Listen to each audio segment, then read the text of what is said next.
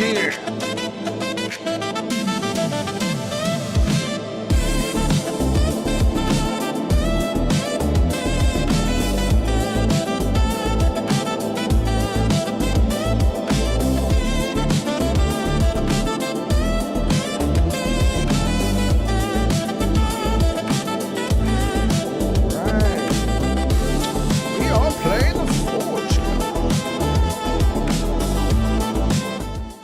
Was not as interesting as an intro song.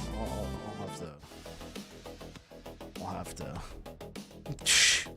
like that one's fine for the stream, but as an intro it's kind of like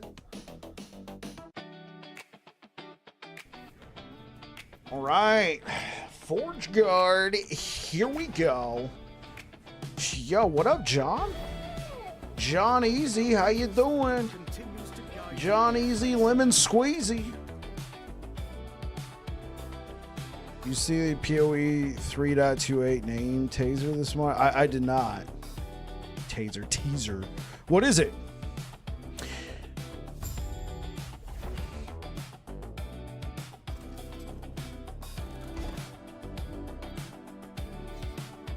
Mirage. Okay. I'm not much of a PoE player. I've never beaten the campaign. I played it once, and I wasn't like following a guide or anything. Watch the vid.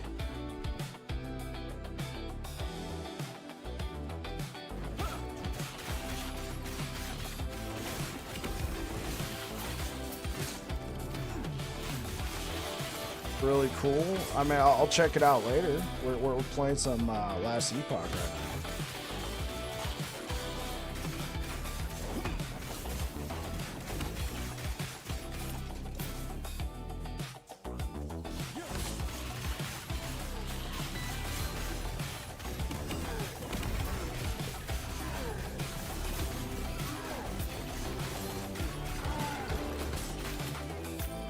Other than that, how you doing today, John?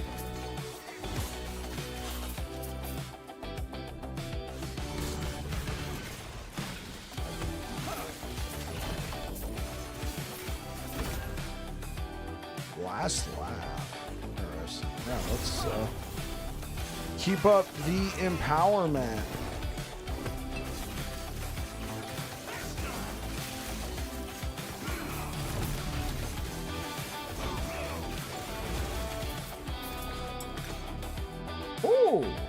Oh yeah, I need to summon this guy. You're pretty bored today?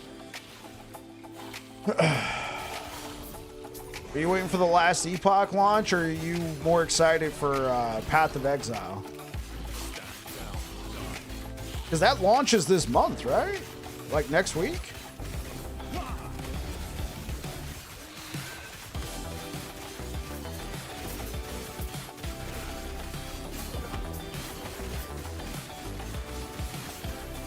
Oh, your work has a system upgrade going on. It's all March 6th. Oh, okay.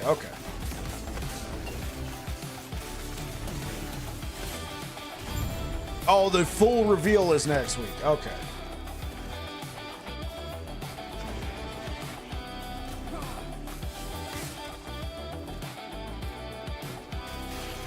Pretty exciting. I mean, if you're into Path of Exile,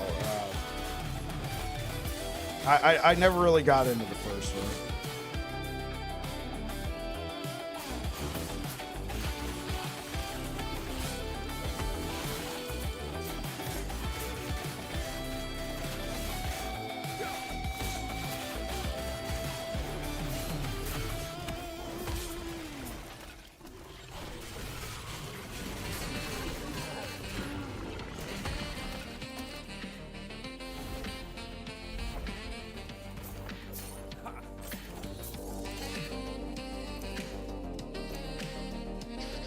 Oh.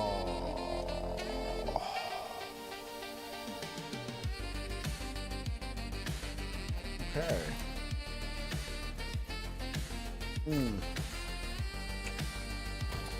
Oh. Oh man, double health and cleanse, baby. I mean, like I would use it. So I do think I'm getting to the point where it might be time to swap out Thornslinger. We're not really using it for the bleed. The +1 to physical levels is...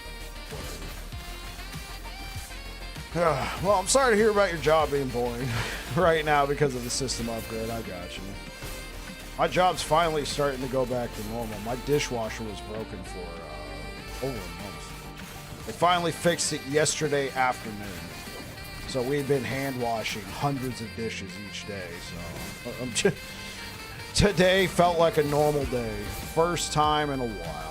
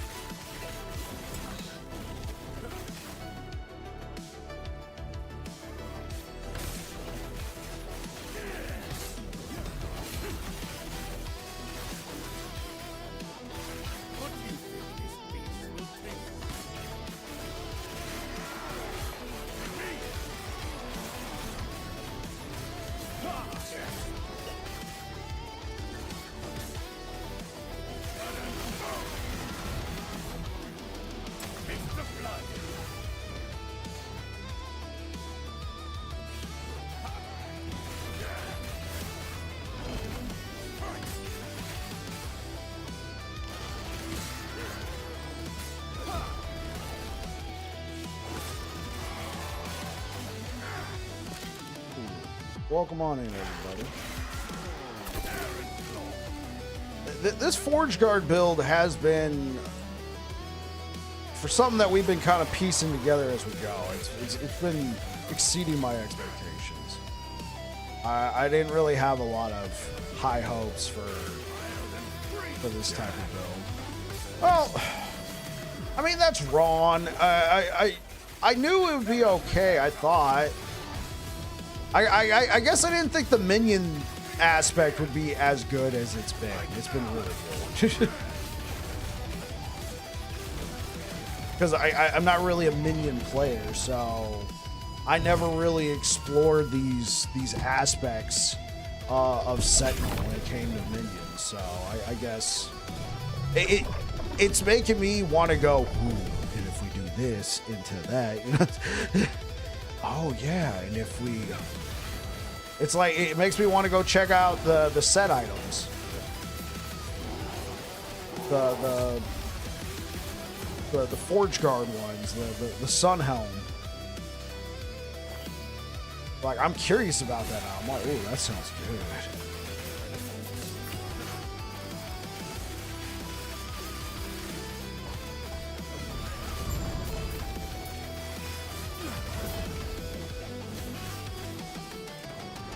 Oh, we must be that level now.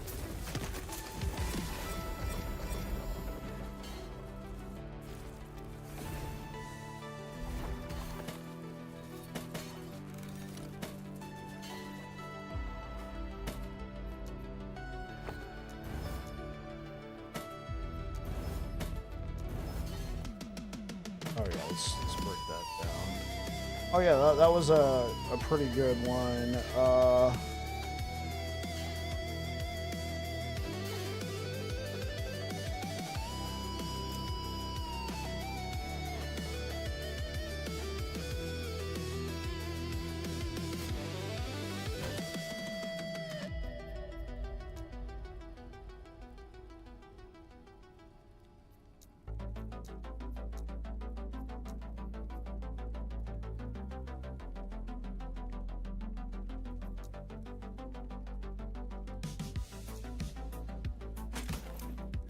It's okay to save some sets, I think.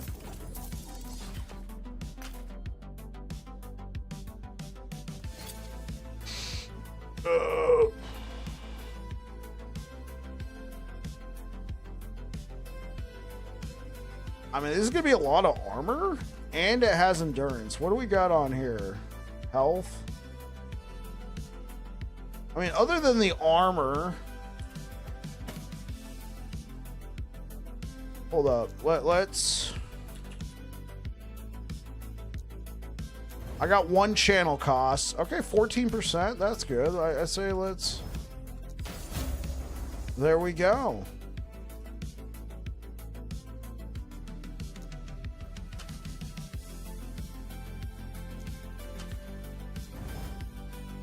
Okay, 12%.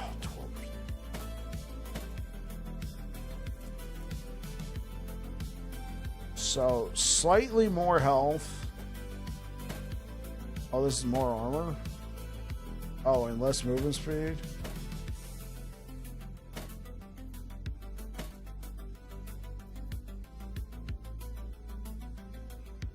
I think I'm missing. Oh, right. Why does this have more mana? Oh, because of the 2-minute. Dummy.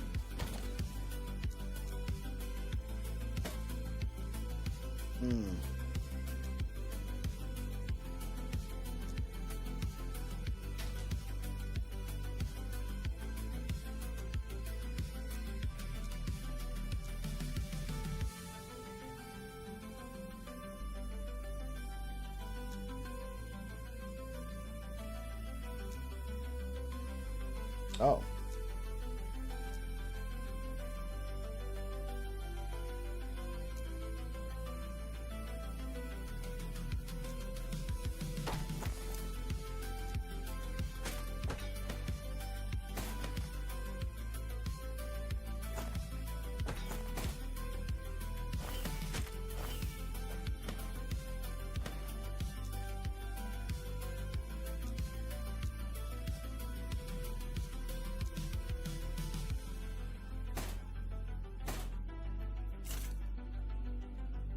Resort that. Okay. Oh, let's create an exalted tab.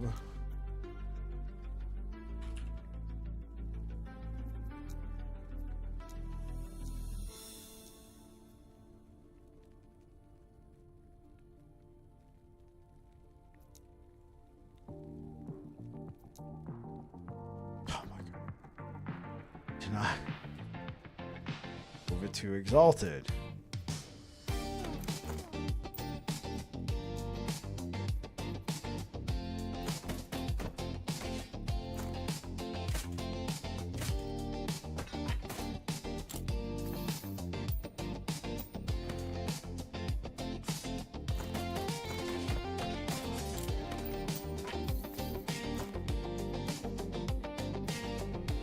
Let's duplicate this.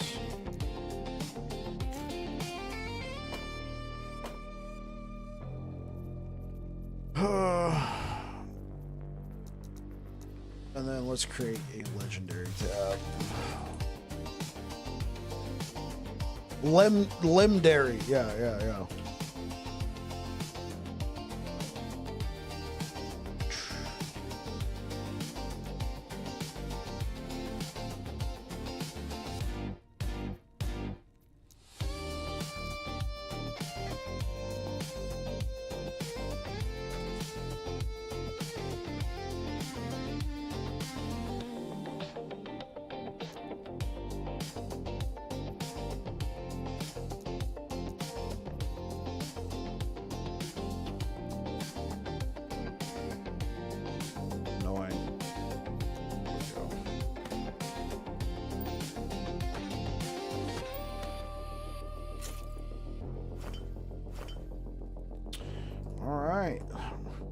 Greetings and salutations. Yo, what's good, Air Dragon?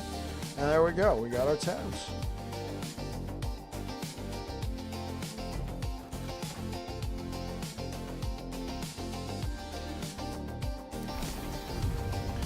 We got our tabs.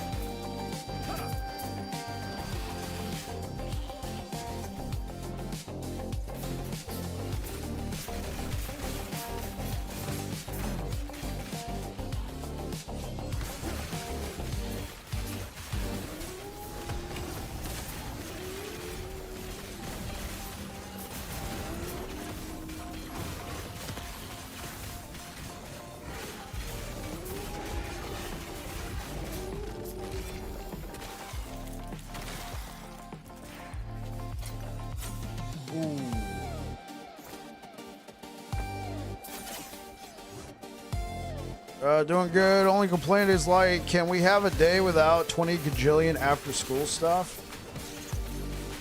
I suppose so. Are you allowed to say no?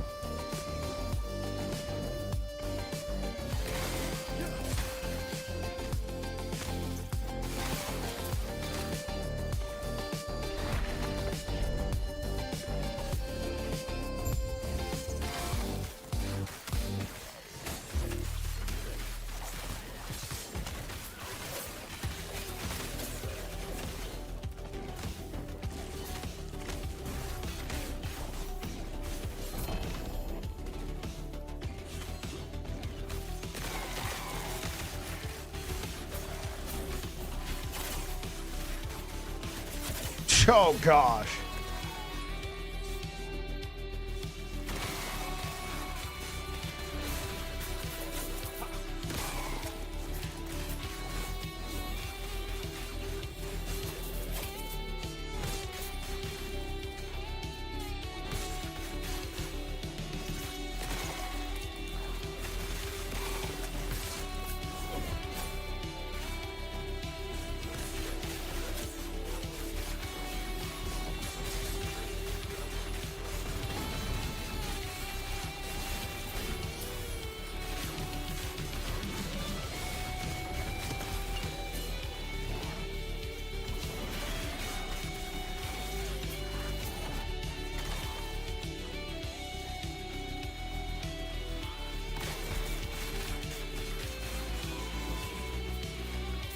How goes the Forge Guard struggle bus? We're cruising, man.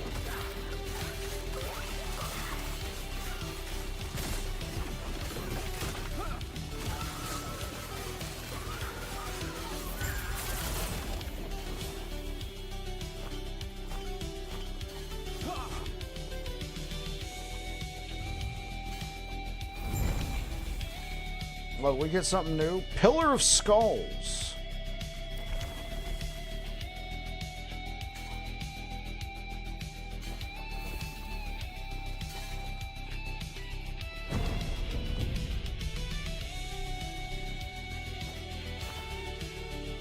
T7.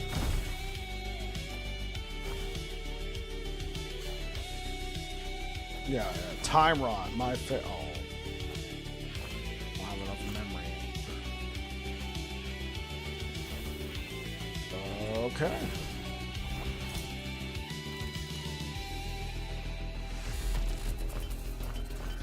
Yo, Crimson Games, thank you for the follow over on Twitch.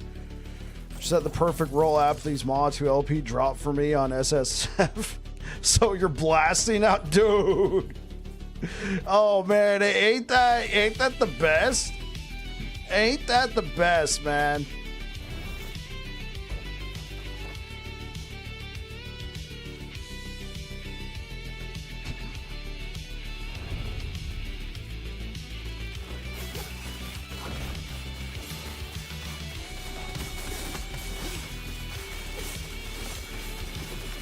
Slay all mine champions.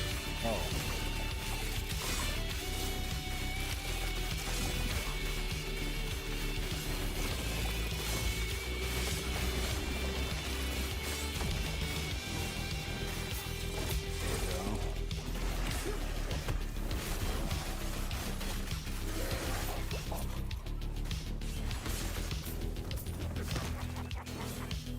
Wait, that guy's dead already? Oh.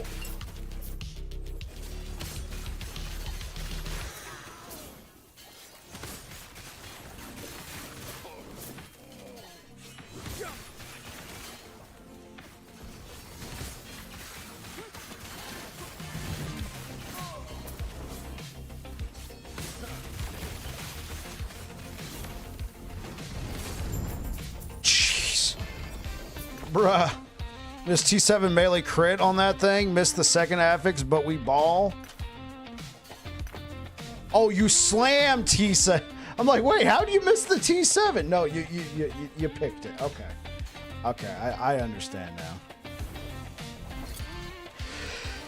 now. Big bally shot collar.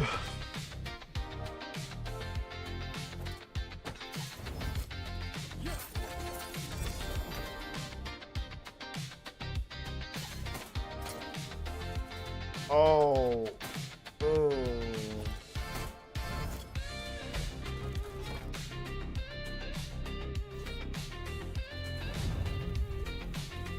No, yeah, if you get 2 LP Shattered Chains, you're mega cruising.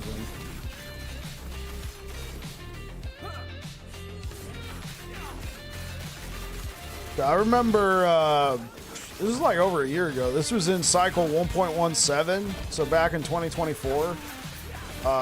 In the lead, well, no, this one took place in 2025 because it was leading up to season 2. I was doing a bunch of solo character found runs with like Void Knight and Paladin, working on guides, trying to get my, I'm preparing for season 2 to launch. And I got a 2 LP app of these to drop in that one as well. And I found an axe with T6 melee void damage and T5 melee attack speed and armor shred. It was looking good. And at the time I was doing the guaranteed crit version of Rive. Well, not the guaranteed, but you get the double crit chance every 3rd hit. So you just get enough crit to make sure that one pops off and then you're Gucci. And I did the slam and I got the melee void damage and the melee attack speed. And it was back, it was back before we can guarantee a slot. And oh man, I was over the moon on that one. I remember showing Dread that video, and he was just like, oh my god, are you serious? Is this solo character found? I'm like, yeah bro, I swear.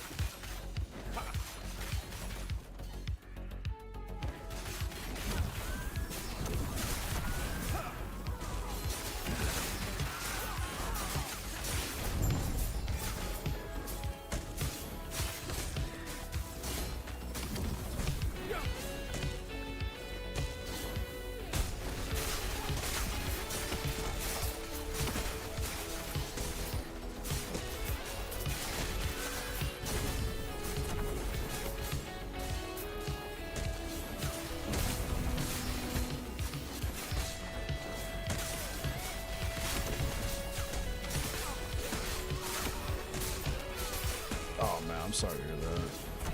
You want a primordial it? Oh, yeah, a +6. Oh, bro, that's going to be sick. You're tired of Titan Hearts at this point? Yeah, man, I don't blame you. I hope that they create something that is a good alternative to Titan Heart without nerfing Titan Heart. You know what I'm saying?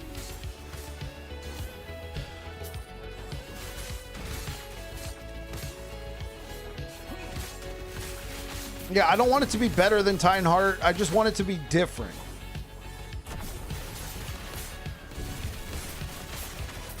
And I'm going to be perfectly honest here. I don't know how you do that.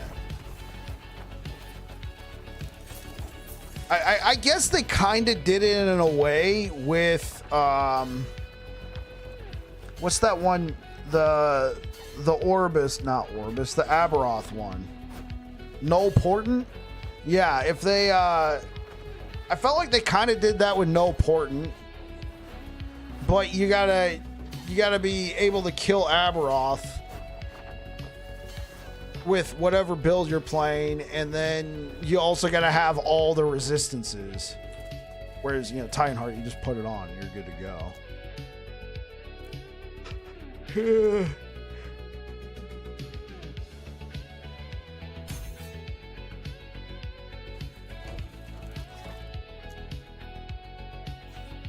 Oh. I got 2 unspent points.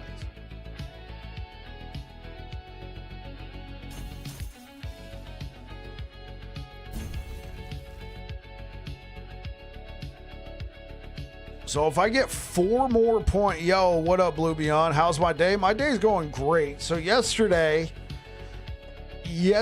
afternoon, after the technician was there all day, they finally fixed my dishwasher at work. It'd been down for more than a month. So we'd been hand washing for a month.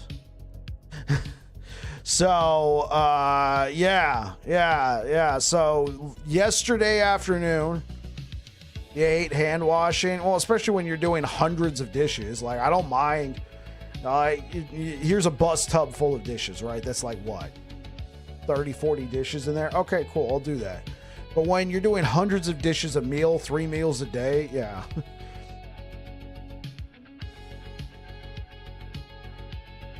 And everything's small too.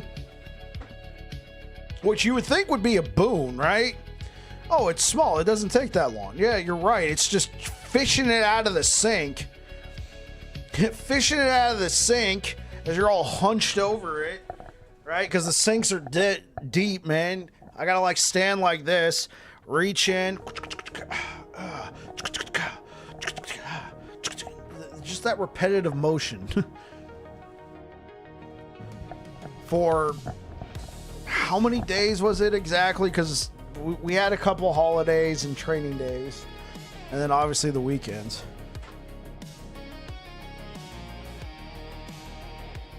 Yeah, you got to kill Aberoth first, so.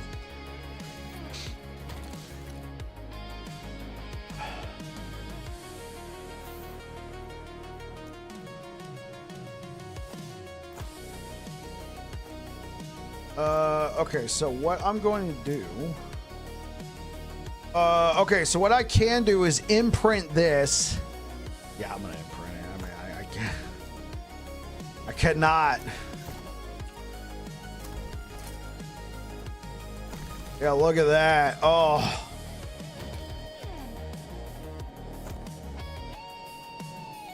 I guess I could also imprint these gloves. Well, I mean, let's not get too far ahead of ourselves.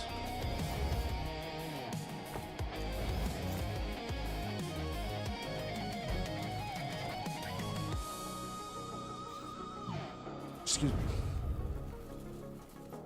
Ugh, again, sorry.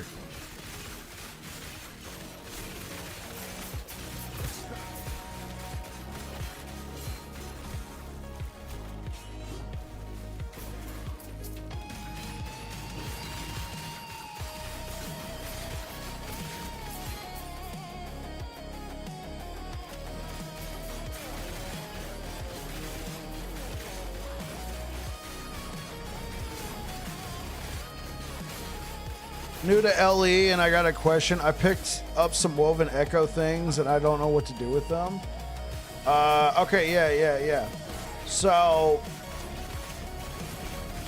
I can show you, Crimson. If you got time, I could show you exactly what to do with the Woven Echo things. But here, I'll explain what they do right now. Okay, you do a cemetery. Oh, okay, okay.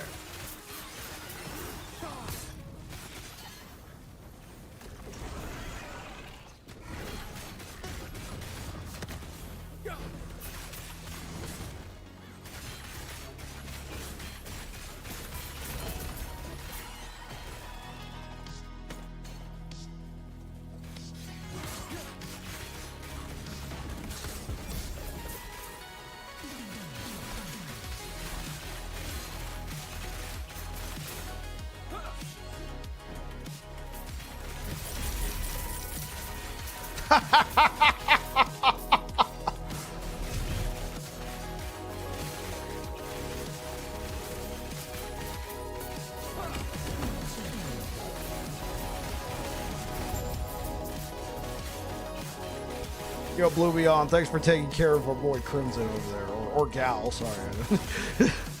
Thanks for taking care of Crimson over there. Yo, okay, so Crimson.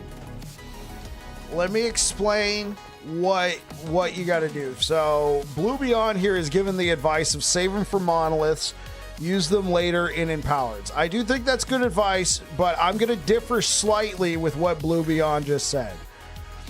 I think it is important that you do at least a few of them once, because you're going to get a point, right? You're probably where I'm at right now. I'm running normal monos on this character. You're going to get a Weaver point for your tree for each new one that you do. So I wouldn't spam a bunch of the same ones right now. That's where I think Blue Beyond is very correct. Save those for empowered monoliths. But if you got the opportunity now, run some of the ones that have like a little, here, let me show you. They'll have like the little green mark right there. I think it's important to run at least one of those right now, so you get points to your Weaver tree and you can start unlocking some of these nodes for like the Warlord's Riches, the Commoner's Riches, the Sealed Riches, the Echoing Riches. I would say do that, and then if you have any extras, save those for empowered monoliths. But let's answer your question, which is, okay, I'll get to that question in a second, Blue Beyond. Now, to answer your next question, so what you're going to want to do is you're going to want to do something called a Cemetery of the Erased. All right, and I'm going to do it right now. So if you've never done one of these, or maybe you did one, you didn't realize what it did, I will show you if you got time to stick around. And when I get to the point where you can use those woven echoes, I'll be sure to say it so you can look over at my screen. So you just got to run a cemetery, which means you got to run through all the enemies and defeat the boss of the cemetery, and then you're gonna find something that looks kind of like a big sarcophagus. I like to call it a command console from like Stargate. You know, if you ever seen the Stargate, yeah, especially the original Stargate series, when they were fighting the Goa'uld and the flying pyramids, you know, and they would have all these like Egyptian hieroglyphs as their controls. It kind of looks like that, but I'll show you exactly what I'm talking about.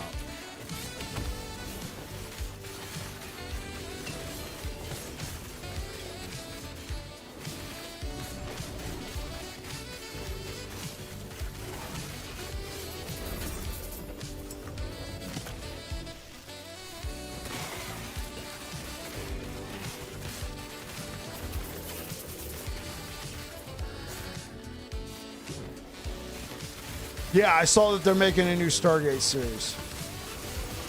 And it's not like a remake or anything. At least I don't think it's a remake.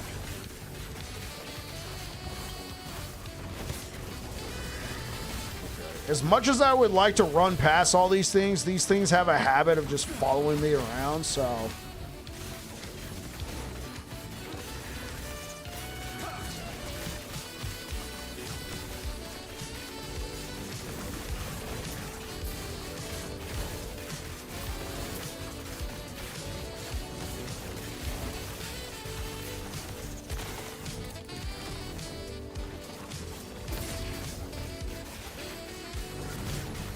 Oh man, we got so much possessed crap here.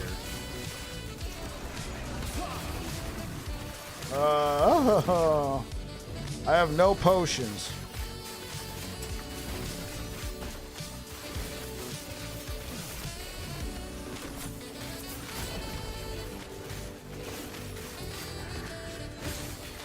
Can we kill the curator? Thank you. Man. Yeah.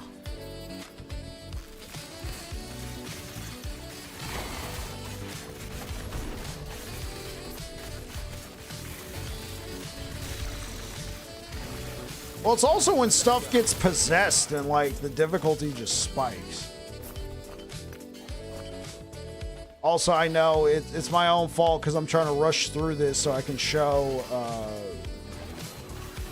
Crimson what I've been talking about.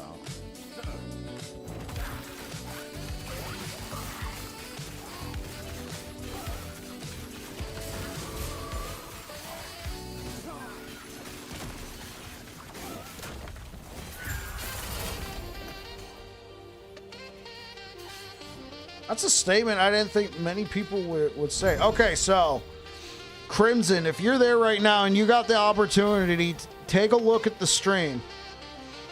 Because this is what I'm talking about. It looks like a big giant sarcophagus. I call it a command console. You click on it, and now you can slot stuff onto your woven echo. You can kind of customize your experience.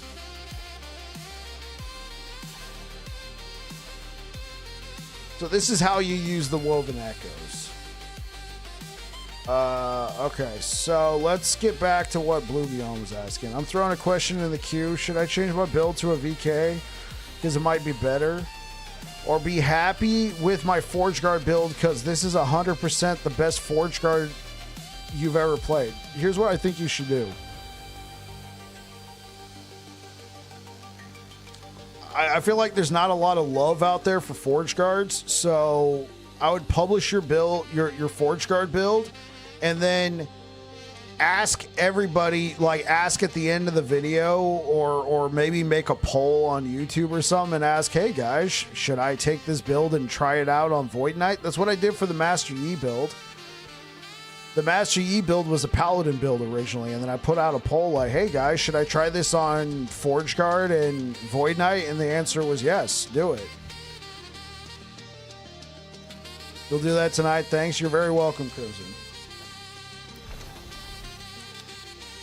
And I mean, I'm not gonna lie, Blue Beyond, especially with the fact that you can respec now, because when I did it, you couldn't respec. Now you can respec characters. Dude, you're going to be able to create possibly three, or at least 2 build guides for the work of one. Right? Just take that, publish that build guide, ask the question. Because if you do it without asking, people are going to be like, oh, look at you. You're just milking build guides. Yeah.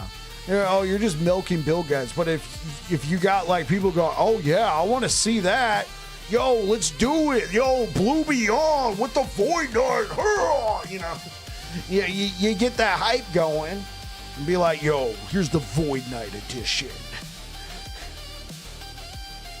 And that way, you don't have the appearance of I'm trying to stretch my content out. Oh yeah, I can't go there yet.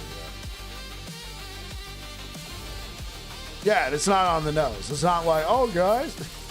Imagine if I not hogging the feeds, right? Yeah.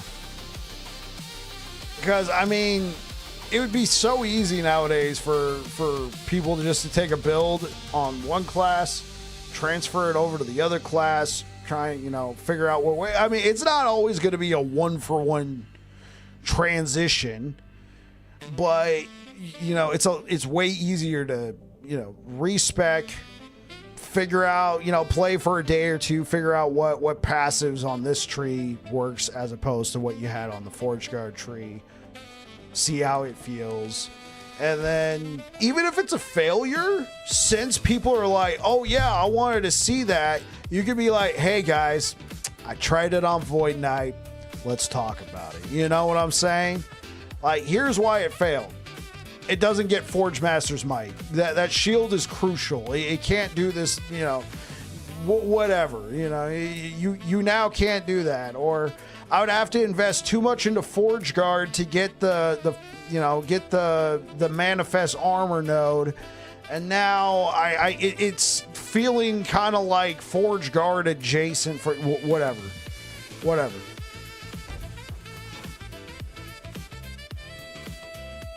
Oh yeah, for sure. That's why it works for Sentinel. It's a lot easier to transfer a build over from you know, Paladin, Void Knight. Well, I think it's easier to transfer a build from Paladin and Forge Guard to Void Knight than Void Knight to the other builds. Simply because the Void Knight gets the echoes, and the echoes can really, you know, shoot a build into the stratosphere, and it could just feel nowhere near as good on the other classes. You can do almost everything better. Almost. Still ain't no Paladin. Hey-oh!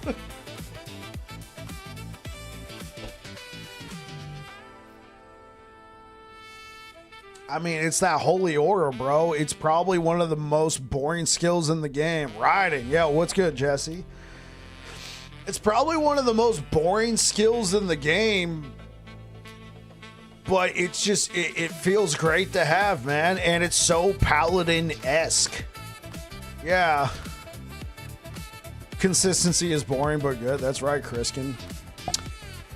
Jesse, was that you on YouTube who asked? Yeah, I agree. Paladin needs the 4 skill. Jesse, were you the one on YouTube who was asking about why don't I take Disintegrating Aura? Oh, okay. Did you read my response? So, if I'm not mistaken, even if you go up this side of the tree, oh, okay. So even if you go up this side of the tree, your hammers actually don't become void themselves. They just get this aura around it that you see. At no point does it say that hammers gains the void tag. So Disintegrating Aura it's a weird skill, because what it does is it takes your hammer and gives it like this void aura, and enemies take damage if they are near. Enemies take damage if they are near the void aura. I mean, they'll still take damage if you hit, but when you're throwing your hammers really quick, they're not just kind of sitting there floating in the air causing damage. And so what's going to end up happening is, in order to get the most amount of benefit out of this, you're going to need 5 points. Well, where are you going to pull those 5 points out of? Because the way we have the Time Rot hammer set up is we took every more damage node, and you know, don't sleep on the fact that with chain hammers you gain more damage if there would have been extra projectiles. So like double extra projectiles. You're gonna want these for sure. And if you got to pull any of these out to try and add an aura around it, that's, in my opinion, probably not going to do a ton of damage, because it's not sitting there floating in the air. You're quickly hitting something, and it's not putting a condition. Well, it is. You're putting Time Rot, but Disintegrating Aura isn't an ailment. It's like something that's sitting on the ground, except it's in the air. And that's why Disintegrating Aura works really well with like hammers, like Iron Spiral, because they kind of sit there in the air and enemies take damage from being hit or being near them. And when you're throwing the hammer that's going to hit them real quick and then chain to the next thing, I don't think it's worth the trade-off. But I did also say that I never tested it, and if you want to, go for it.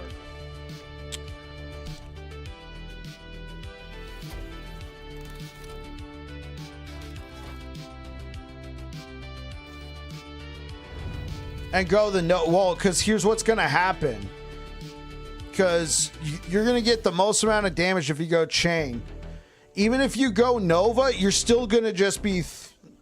you're still just going to be throwing them like single file, right? But the damage of each hammer is going to be huge. Now, you're not building into crit, so it's not going to look like that, but, you know, we already know that generic more damage on a skill will impart that onto an ailment, like bleed, right? So, especially when we got something like Time Rot that has a cap of how many stacks you can put, 12, I feel like this is better. Like, I tried bleed hammers with chain hammers. It was okay. Since bleed is uncapped, I feel like it's better just to go spiral or hammer vortex or something. This is why I follow you. I mean, I'm also a bit of a nut job when it comes to these hammer builds. I don't know if you know this.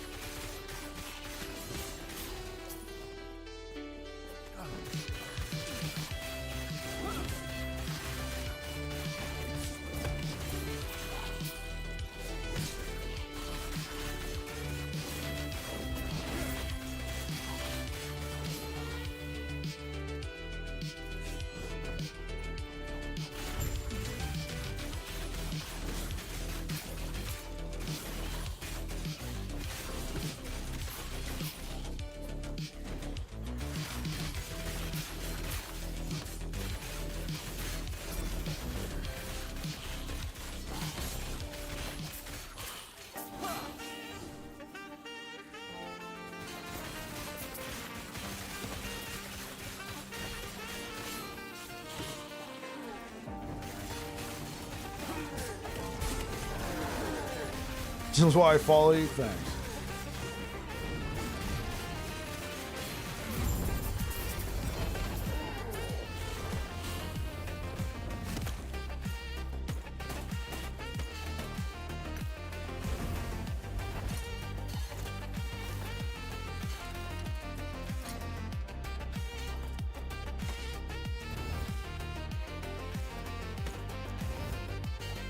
Okay, what kind of armor do we got? We got health. Health could be good. Oh, increase to Warpath. Okay. This is good. And it has mana regen. We're going to need some health, though. Oh, this is nice.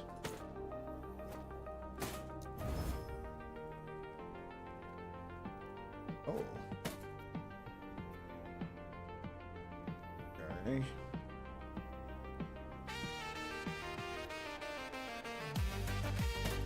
Okay, well, I'm not going to have channel cost. I mean, I get, let's just roll with this. The channel cost reduction, I don't think is super impactful.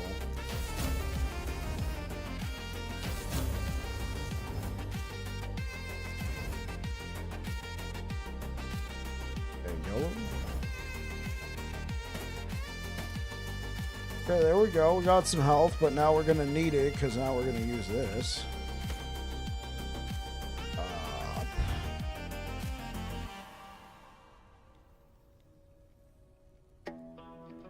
I'm not going crazy. I'm going insane in a crazy world. Okay, how much health do I lose if I equip this?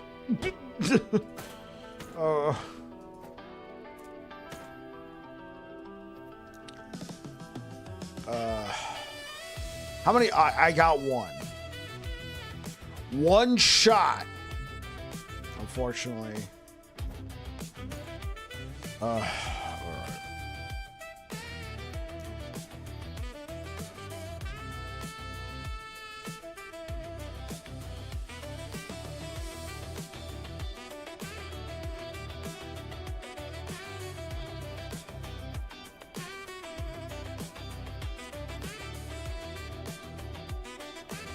What is the last chapter? 10. Like in the game right now, 10.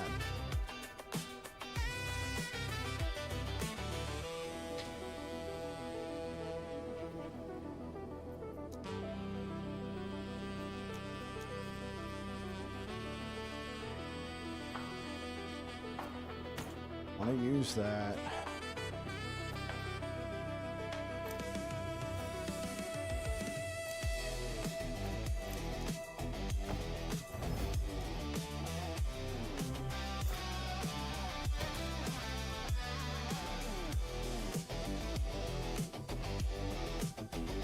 It's a good combo multiplier.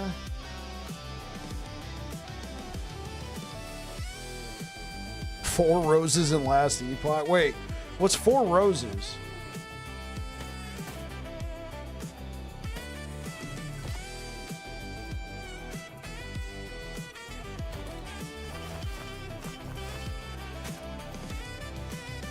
Four roses is a bourbon.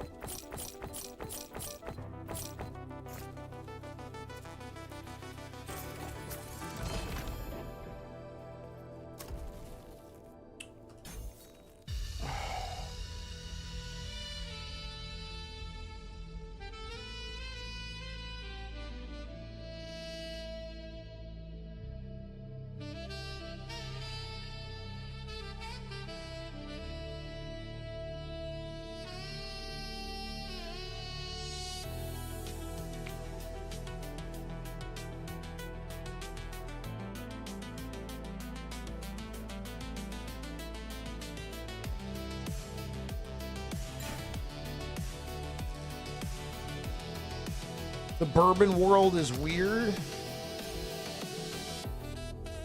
I think we're gonna go for this one.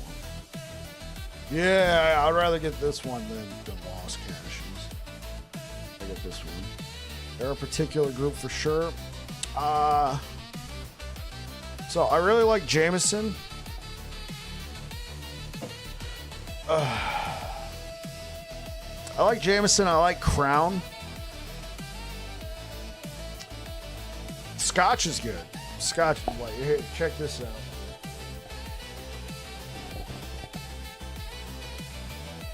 Somebody for Christmas got me a 21-year-old Scotch. So I sipped it once. It was damn good, bro. And I'm sorry, like I felt terrible that I tore the box a little bit.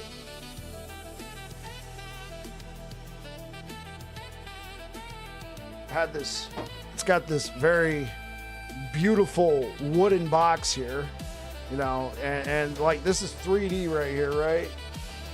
I don't know if you can see that, but yeah, that's very nice. It's some sort of wood. And then, you know, you can see where I say a sip. It was a drink, all right. Let's go to Cricky. Yeah. Very, very nice.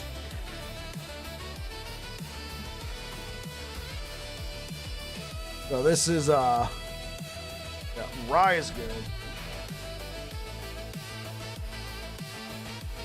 Ice too.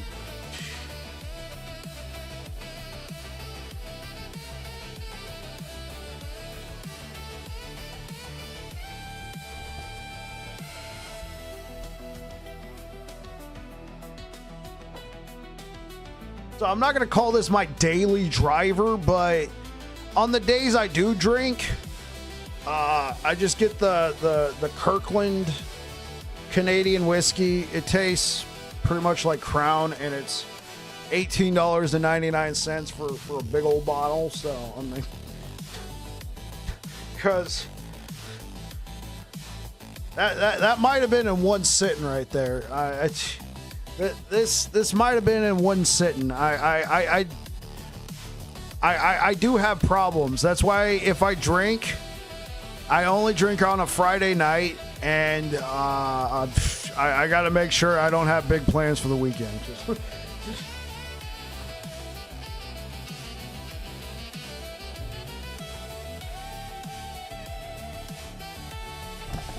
Yeah, I think you told me about that, Criskin. Like, I saw the bottle there, the bottled and bond. I saw it there. I mean, it looked good, but it was like $25 for a regular, I guess, a normal size. Whereas I was like $18.99 for a big old bottle, and it's where you're at.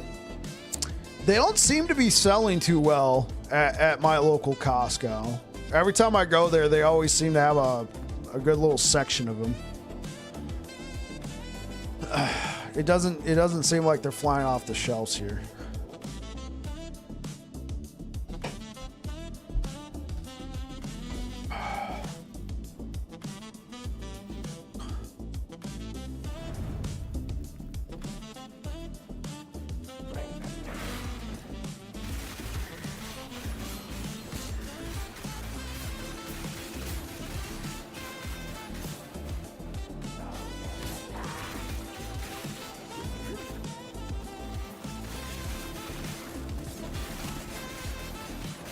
Criskin knows what he's talking about.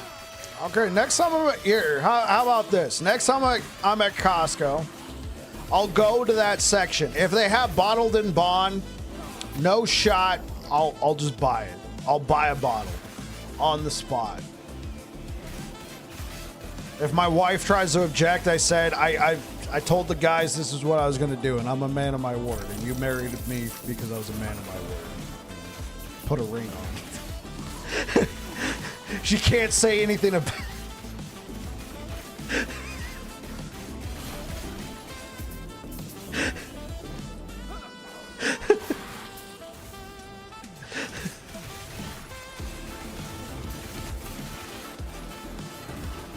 Their home wrecker.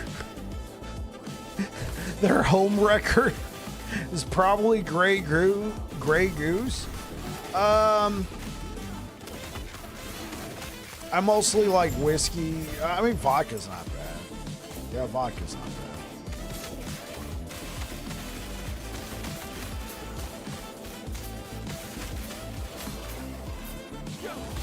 bad. Like we're talking like the big ass bottle, right? Like the it looks like a baseball bat, but wider.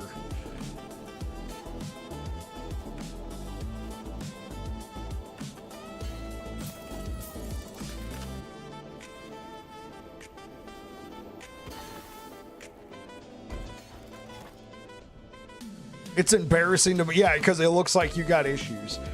It looks like you're an alkie.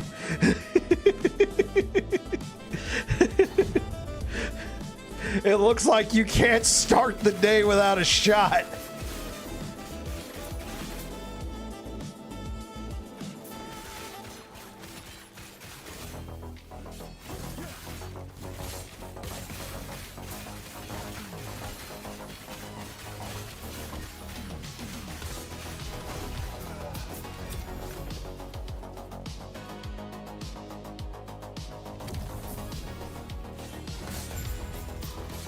Just means you're home.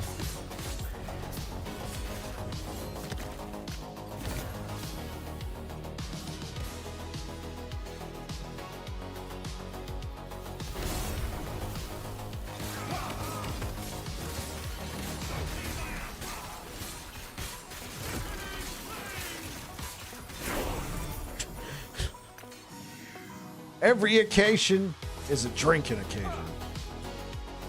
Just down the Iowa, just down the road in Iowa. That's a good ship.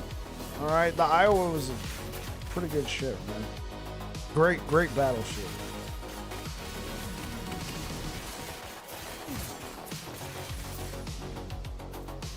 Even funerals, yeah.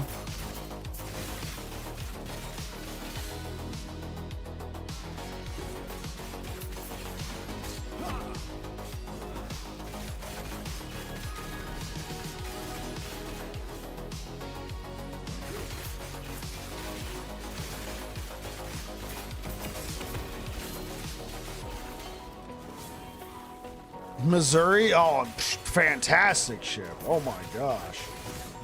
World War II ended on her decks.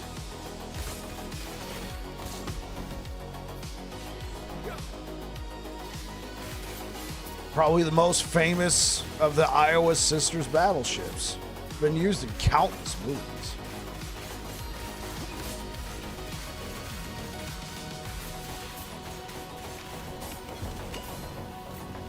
Wait, I just realized. Just realized. Wait. Chris Kid also said Wisconsin. That's another of the Iowa sister battleships. Is anybody from New Jersey here? That'd be the last one.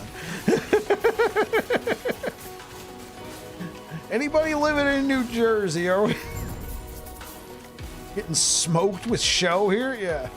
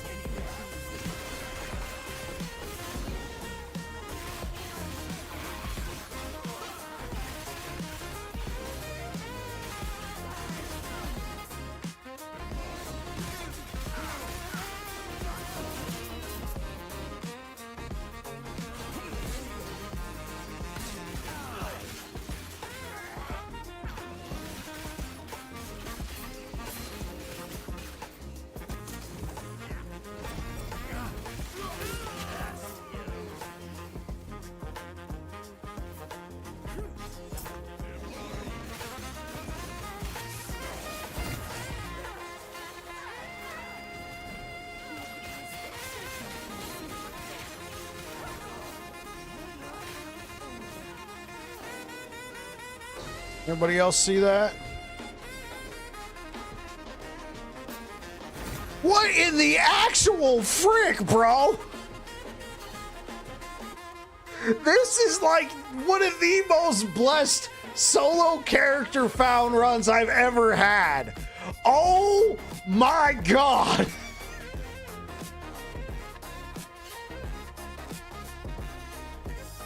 I could just take this right now and I'd be set. But of course I'm going to empower it.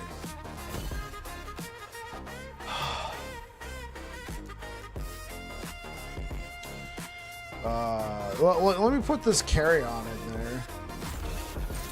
Yeah, I also found a carry-on of creation while leveling. Crazy.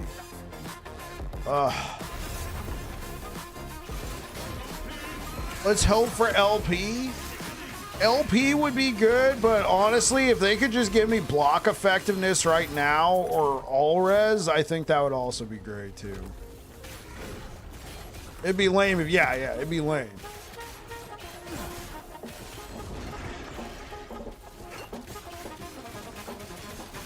I mean, I'm at 41 strength, so that's like 41% block chance just right off the rip. Not counting anything else. Why not the sun?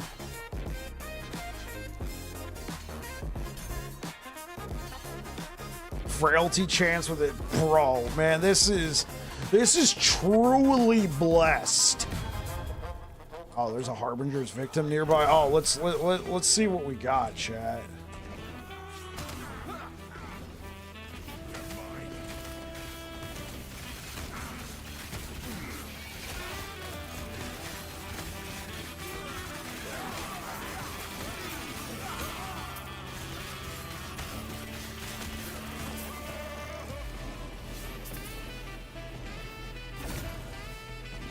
Physical damage. Yeah, I mean, not bad.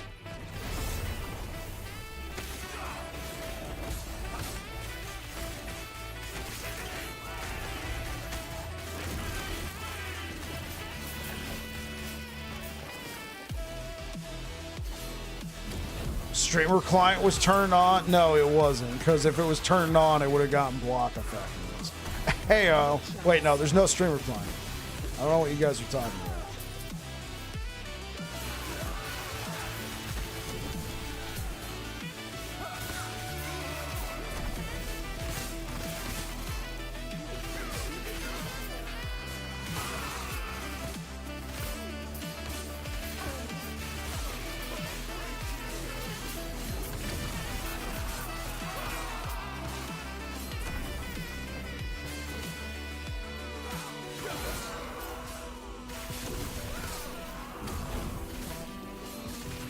That's exactly what a streamer would say. Yeah, no, for sure, for sure.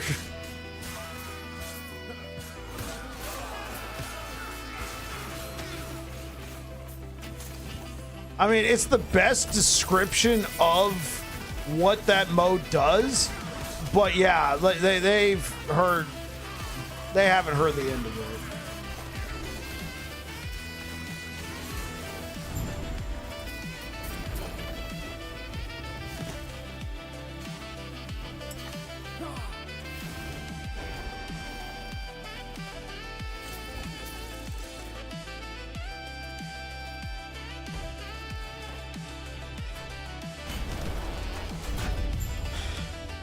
Guys, there is no streamer client in the game. Alright? There is no streamer client in the game. Where is it real quick? Is it under graphics? Yeah. There's no streamer client. No, that's streamer mode. And of course, every streamer uses it. Hey!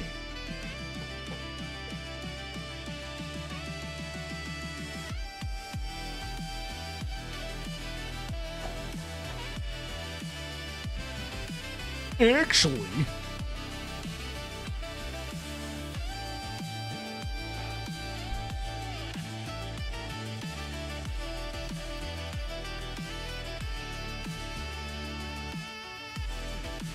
Herod has let delusions of dragons cloud his mind and drive him to madness.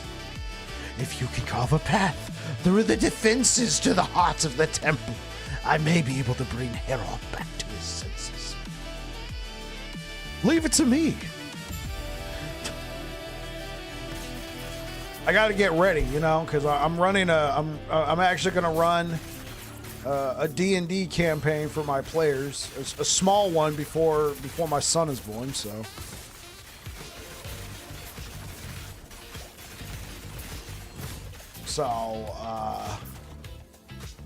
Yeah, so I got to get back into the zone, you know. I got to be able to do the voices. People like the voices.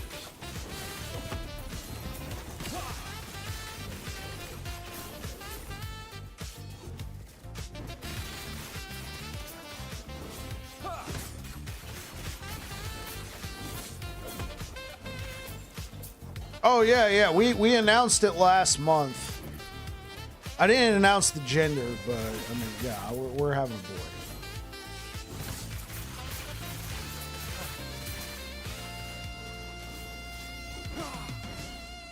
Oh, you got MCDM? Is that like Matt Koval's system? Is that what you mean by that? Because I know who Matt Koval is. Okay.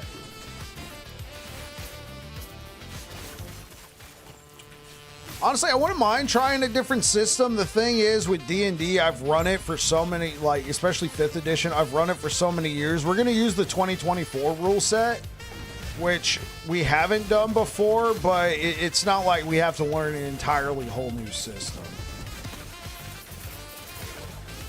History of Critical Role got you into Critical Role?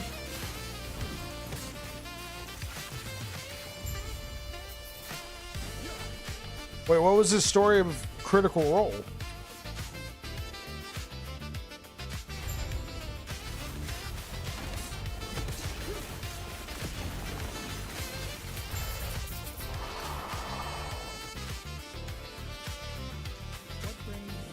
Thank you for your help. Without it, I could never have led my masters here with their full strength. Herod fears their power. Weakness, the flames of the dragons will destroy these gods and bring this land back to its true nature. A world where the weak fear the strong. You deceived me. If you wish to exact vengeance, you will go unsatisfied. The fire of the dragons burns within me now. I have fulfilled my purpose. No! Okay. Why am I so good at this? He described the last episode of Campaign 1 with Vecna, but I was a Legend of the Firene guy, so his story of that brought me into it. Really? Yeah, so I got into Critical Role in 2015, the year they started. Yeah, so I got into Critical Role the year that they started, but I didn't like start, like, I'm not like one of the OG, like I was there day one type thing. They did a one shot for Vin Diesel. There was a movie called The Last Witch Hunter, which I just watched. Like, it's like on YouTube right now for free. I mean, there's ads unless you have YouTube Premium, which I do. Yeah, I like that movie a lot. Anyway, he was promoting the movie, and Vin Diesel is a big D&D guy, right?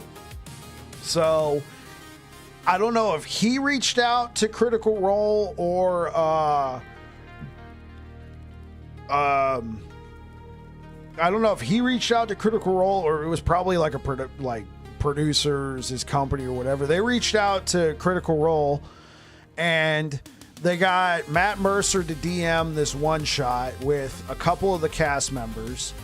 And I had actually not played D&D at all at that point. I had some friends back in Texas who would play it, but they would do like Theater of the Mind.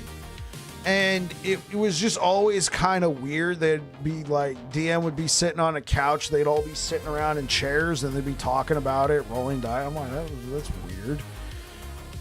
Vince Vaughn's a huge D&D guy too. Yeah. So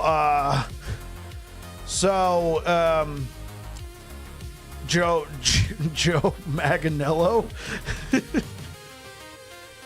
Yeah, well, especially Joe Manganiello, you know him too. You know him too. He was there for the Vecna fight, man. Right, and it always just looked weird. Plus, I was really busy back then. But anyway, I see this Vin Diesel one shot. Vin Diesel's getting super into it. Matt Mercer, of course, is Matt Mercer. Phenomenal DM.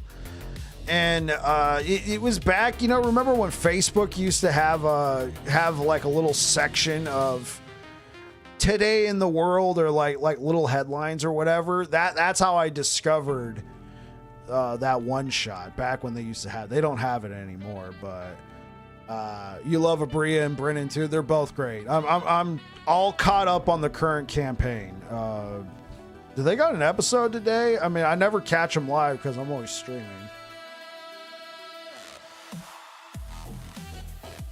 They might be. Oh yeah, they're streaming right now. Okay, cool. Well, Chriskin, thanks for being here.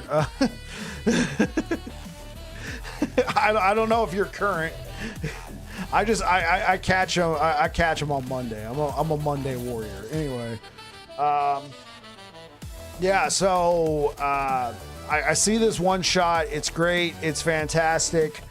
I reach out to my friends from Texas, and we actually started our first online D&D game. We were playing Pathfinder, but we started our first game online late 2015. It was like around December 2015. It was fantastic. It was like November or December 2015. It was fantastic. And then I started, like, quickly I caught on to what was going on. I was like, I want to be the storyteller. So then I started running my own games.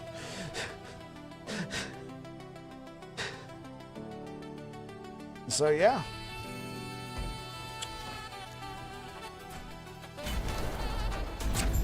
I will say this.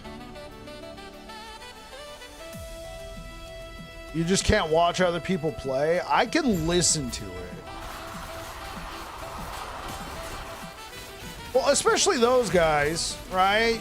Especially those guys, since they're all, I think every one of them got started in theater. They were all theater kids. And like, if you like theater and improv especially, you probably like D&D. There's a number of people who, you know, like actors in particular, who maybe haven't played D&D, but then they get introduced to it in a way, and you kind of just see that side of them start to go, oh wait, yeah, huh. You guys know Deborah, right? Deborah Ann Wool from the Daredevil series. She's been on Critical Role a couple times, but she was doing an interview. She was on the podcast. What was that one guy? Barenthal, John Barenthal. He was the Punisher, right? She was on his podcast and they were talking. I think D&D got brought up. And he's like, well, what is D&D? And she was like, okay, let's do an example. You are a ranger and you are currently in the woods and you are armed with a bow and you're wearing leather armor. He's like, oh, okay. Oh, okay. He's even kind of like doing the whole little practice. So you're walking through the woods. It is dark. You know these woods are not the safest, but you are familiar with them. They are your favorite terrain. He's like, oh, okay. You hear a twig snap. He's like, okay, well, what happens next? Well, this is the part where you would roll a perception check. And let's say you roll and you have a modifier. She didn't have dice. You have a +3 modifier and you roll a 16, you know it's big. And you just see him like mimicking drawing the bow, like, okay, well, what happens now? Well, with that perception check, you know it came from that direction. She like points and he's even like looking like, and you just see him start to like get into it. Okay, well, so what do you do now? I think I want to go investigate it. It's like, okay, well then you go up there and I'd have you roll an investigation check. And then you would roll an investigation check. And then at some point she's like, you're playing D&D. This is D&D. And they're not even rolling. Yeah. Oh, there it is. There it is. Oh, there's not much here. I'm just going to take that.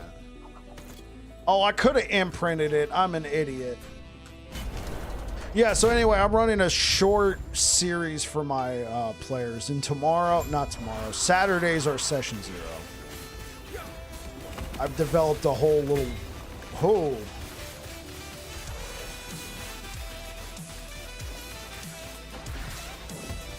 I get my numbers from vibing with the universe. Yeah.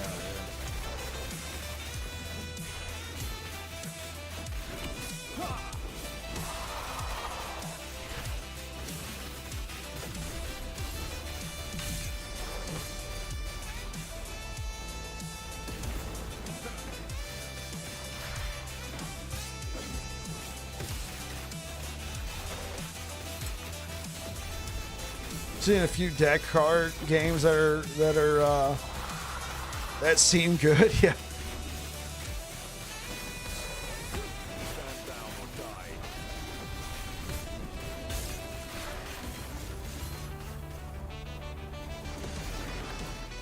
So deck card inspired system. So instead of using dice, oh, you would use cards.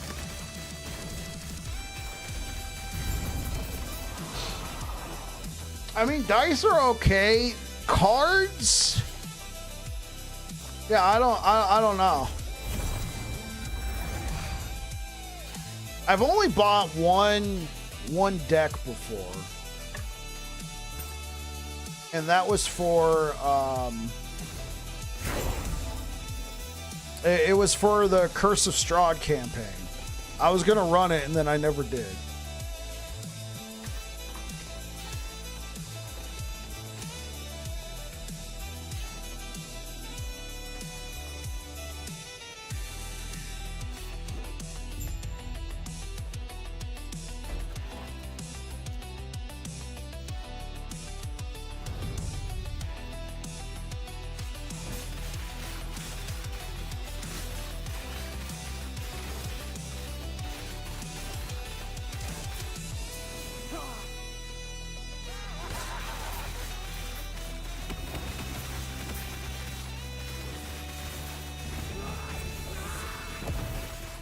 Oh, you're talking about like an actual deck of cards. Really? It's a normal 52 card deck. All 4 suits and everything. Like, okay, so what do the numbers represent?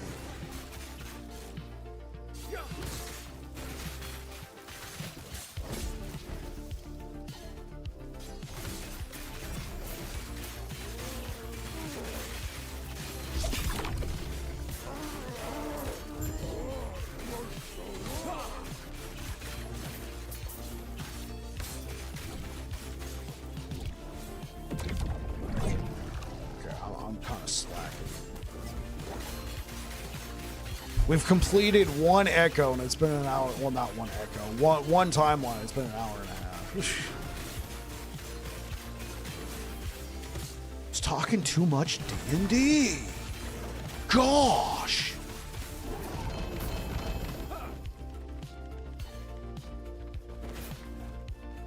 No. I did that to myself. No, it's because I would stop and tell stories. I love the fact that we're still talking D&D. I gotta focus on playing more. Instead of just stopping and looking at the camera and being like, oh, a giant rat has approached you from around the corner. What do you do? Roll for initiative.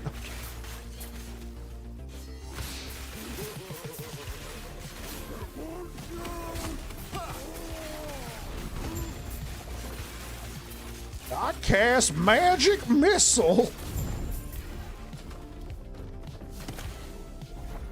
I'm not feeling it. I got a 6. Oh, let's see.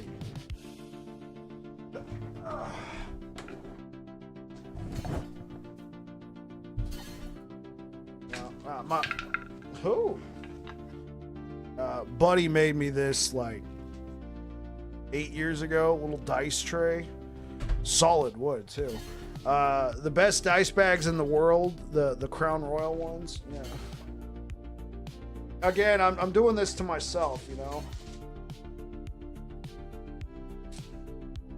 All right, let's see what the rat gets.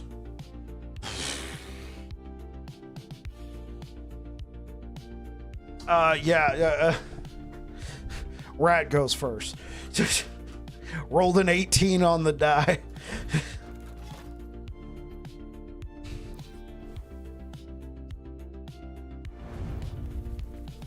I even think to ever use a a Crown Royal bag as a dice bag until I met my my wife's parents. Oh, interesting story there. They're not they're not like adoptive parents. My wife's parents have unfortunately passed away. So these people that I met, and I never got to meet those parents. They passed away before my wife and I even met.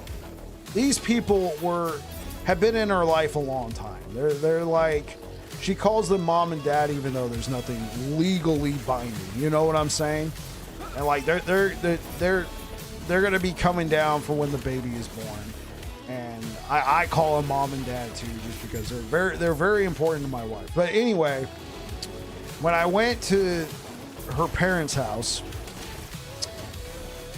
for the first time, and I got to meet them, I guess there was a miscommunication because I thought we were going over there for dinner. No, her dad was running Keep on the Borderlands. You guys know Keep on the Borderlands?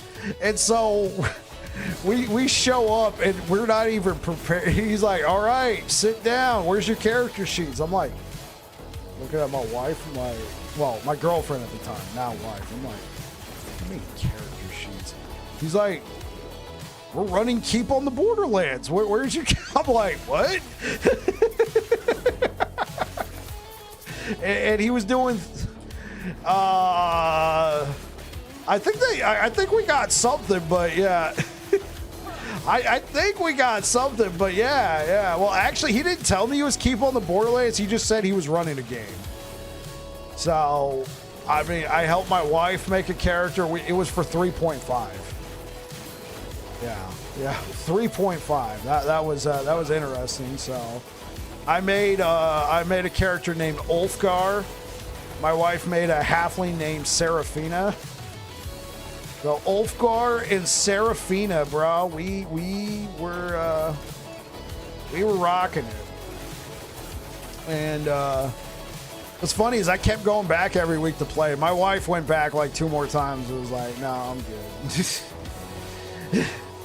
She's like, I'm not interested in playing anymore. But I kept going back, and then what ended up happening? What ended up happening in that campaign for Keep on the Borderlands is my father-in-law felt like he felt like me and the couple other guys who were in the game had gotten a little too strong for Keep on the Borderlands. So he said we magically teleported and we were in a new region, and then he started running something for us. And he's like, you and your party arrive on the village of Hamlet. I'm like, Hamlet? Do you mean Hamlet? He's like, no, the village of Hamlet. I'm like, village of Hamlet. Little did I know, that was another classic.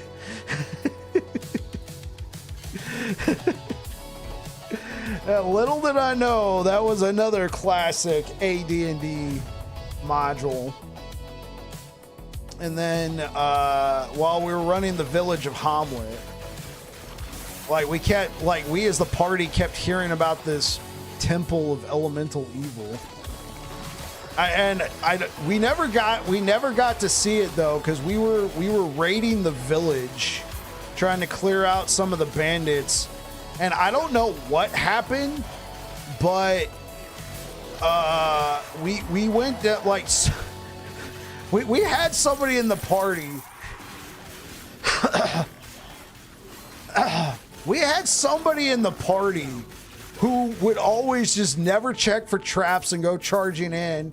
And there was like a staircase or something that he went charging down, and it like activated some trap that blew this type of mold all over the party, and we all failed our Constitution saving throws, and like within a couple turns, I think all of our characters died.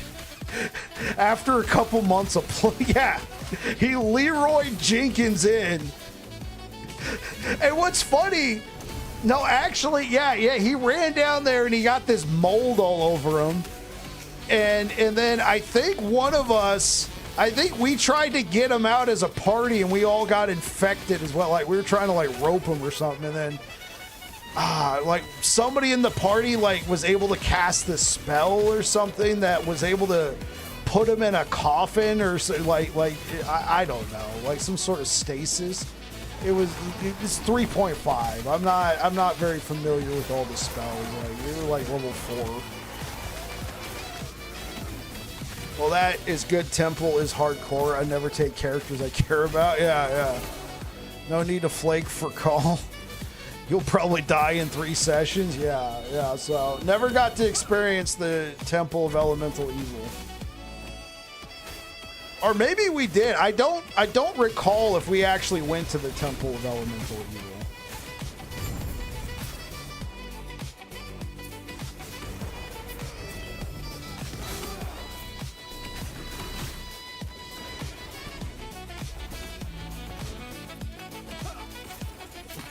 Damn it, Leroy! Yeah. Yeah, those were some. I bring that up because the other day my wife and I were we were looking through. I found a stack of like old notebooks, and we had a training day last week. And so I wanted to bring a notebook to the training day, not because I wanted to take notes. It's just so I could like doodle and stuff. And we found one of the notebooks we found was my wife's notebook for Keep on the Borderlands. All the little notes she had taken. I was like, man, those are some good times.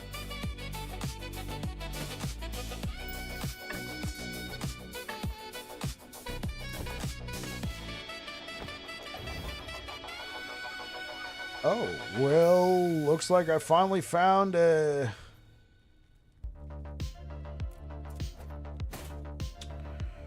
All right. Okay, I gotta at least watch this clip. Yeah, can we get an old school... Oh my gosh. Are you serious? You saved this?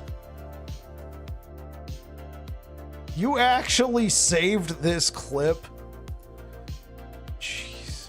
Okay, let's pause the music. Wait.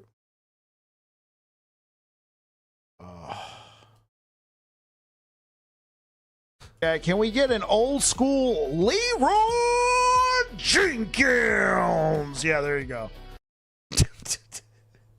Why did you save this? I'm trying to remember. It was like somebody came in like, hey, bro, I've been watching your videos on YouTube. Can we get an old school Leroy? Yeah, can we get an old school Leroy Jenkins? Yeah, there you go. We stopped the entire stream to experience that. I hope everybody everybody had fun with that one. All right, I got 2 of these. Please be good.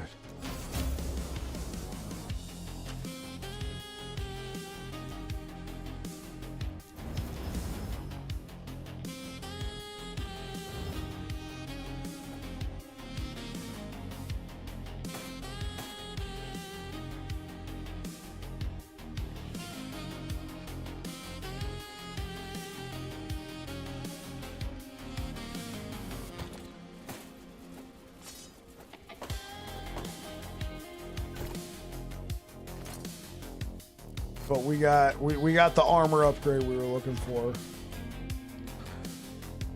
Beautiful. I'm glad you approve. Like, how many people did we lose off that? All right. Oh, okay. Cool. People are sticking around. Yo, thank you for the likes over on YouTube.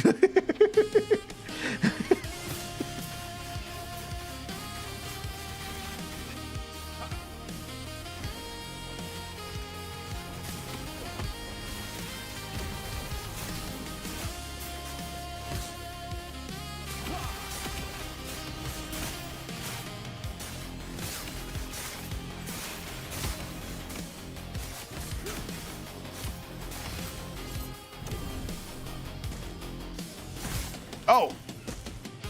Like something's missing. I realized the YouTube chat got minimized. No!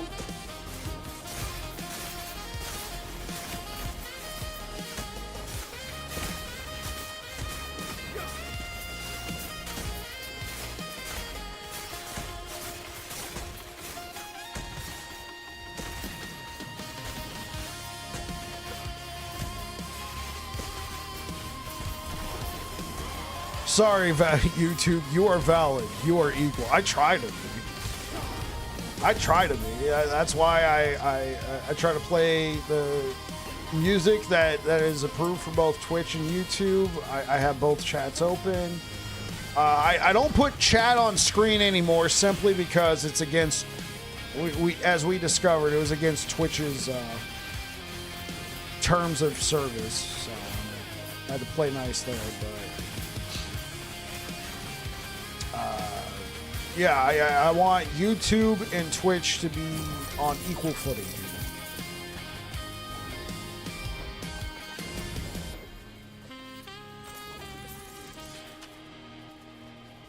What?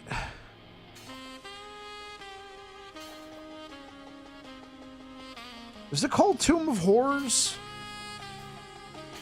The legendary one? The one that Gygax made, was it called Tomb of Horrors? Yeah, it was Tomb of Horrors. Yeah, I ran that one.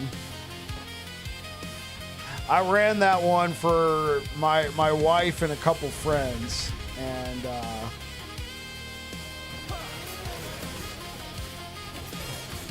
they yeah, well, and maybe I shouldn't have, because they are all people who they like the combat aspect. The puzzles and stuff was not as interesting, and they got really hung up on a couple. Like they definitely spent some time, but after they ran into that one room where you, like, if you don't guess the right combination or something, it was. I feel bad because my wife was actually getting the combination to a door correct, and I kept saying they were wrong and getting teleported to a prison or something. She actually got that one right. I felt bad about that. But there was another one that they got wrong, and when they got teleported to, I think they got teleported back to the entrance. Not to the entrance. Yeah. They got teleported back to the entrance with none of their gear. They were actually buck naked. When that happened, they all went and found the portal with the Sphere of Annihilation, and they all just jumped in. They were just like, we're done with this dungeon. See you later. It was a one-shot. So, see you later, guys. Except for my wife. Her character was the only one who didn't get buck naked. She... Moo trauma therapy. Oh my gosh. If I told you I collect clips of streamers making weird noises, statements, would you be surprised? Like, here's someone we know mooing. Wait, what? Who? Someone we know? Need to do something just for Mort to say moo for 5 minutes. Why do you want me to say moo? I've done it enough times this stream. It will lose its charm very quickly if I do it for 5 minutes. I can assure you, you guys will all be traumatized, all sat at home in your bedrooms going moo, moo, moo in the corner. Why'd we have to do that to immortalize, bro?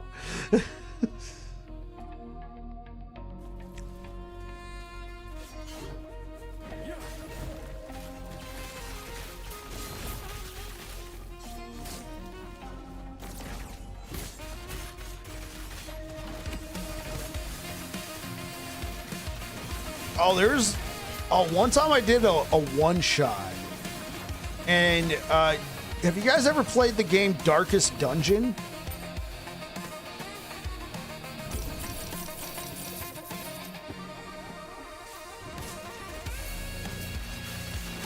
Yeah, so I was running Pathfinder, and I incorporated, like, I think Pathfinder has since, and probably 5th edition has since, like, created their own sort of, like, rule set for Darkest, like, you know, horror style games. But I had been playing Darkest Dungeon, and so I ran a one shot of Pathfinder using the Darkest Dungeon sort of like vibe, like horror, like you could like lose your sanity and all that.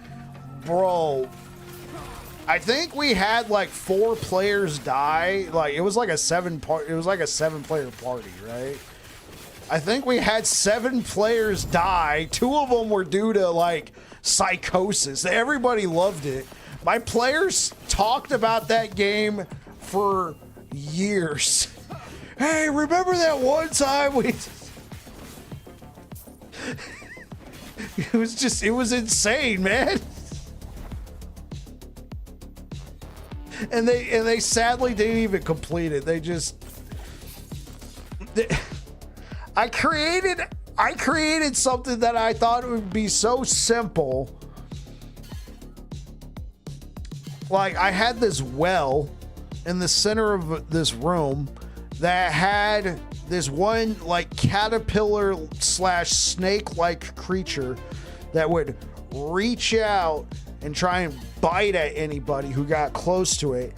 And then there was a large sort of wheel nearby. It was essentially a covering. The idea being you guys work together, push this cover over and cover the well. And they decided that they were going to just go towards the next room where I had another encounter set up and then try and lure that encounter back into this room and then have like a massive 3-way fight.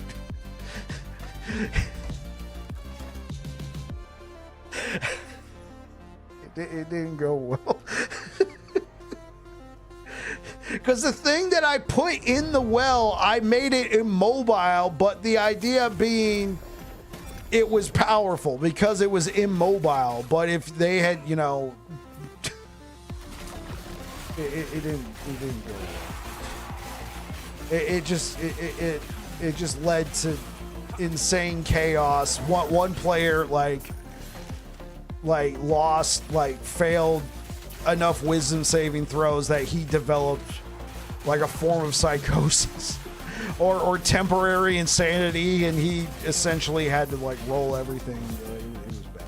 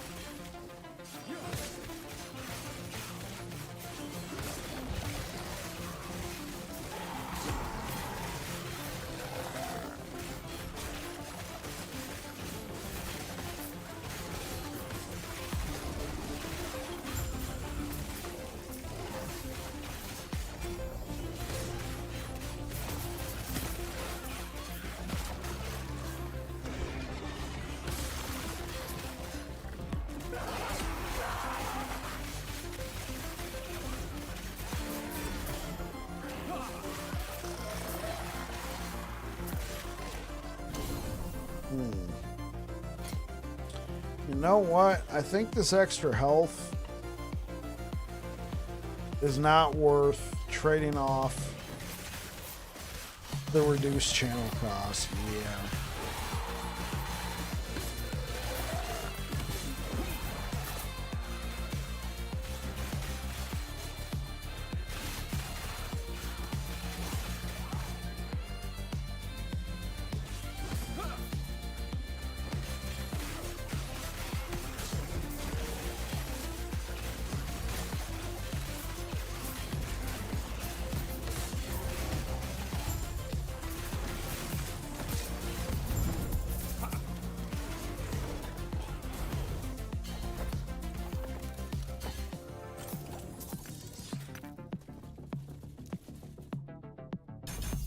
Boom. Okay, what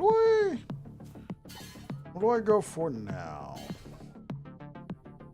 You know what? This might be a good time to circle back around and start working on Void Knight Tree.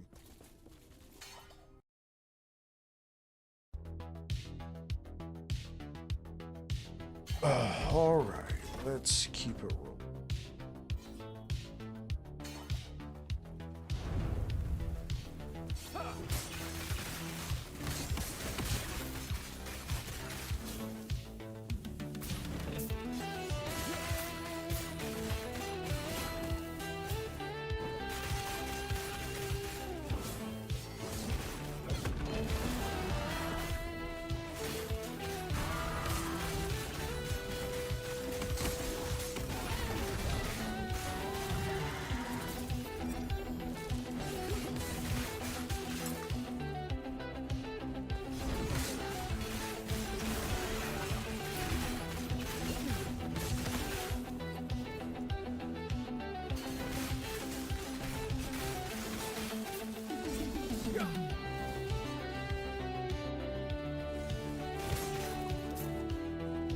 Wait, I haven't seen a Harbinger for a while. I hope I wasn't too carried away talking and that I missed the Bastion. Oh,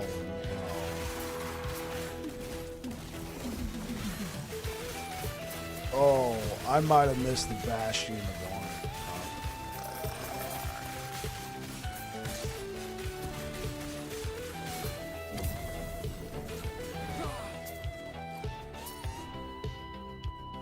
I was too busy talking about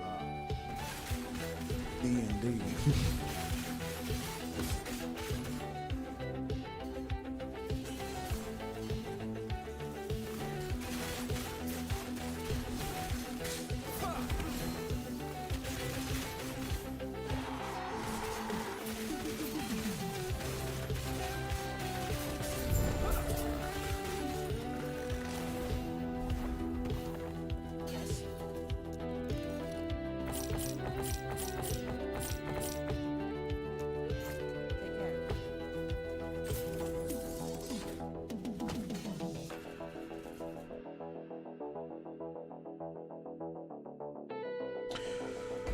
All right. There's false temple everywhere.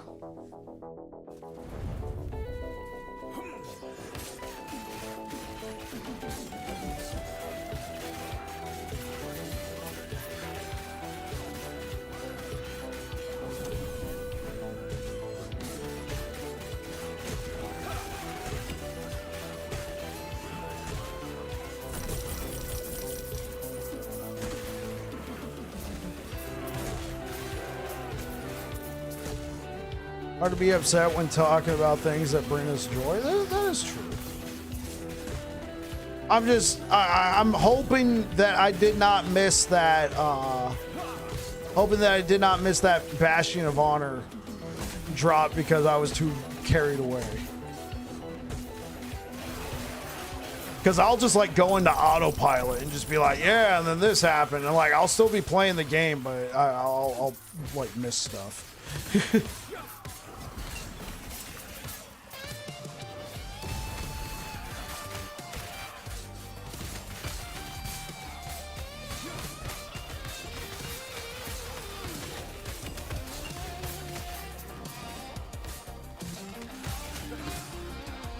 Unless I killed him and without realizing it, just kept walking. That's what I'm afraid I did.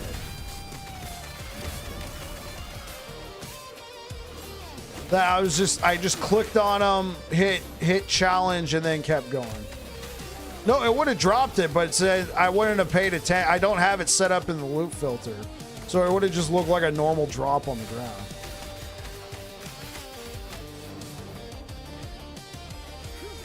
Like, I would have seen it, but it wouldn't have been, like, emphasized. I don't have Bastion of Honor. Like, I didn't even think I would get a Bastion of Honor, so I didn't even bother putting it into the loot filter.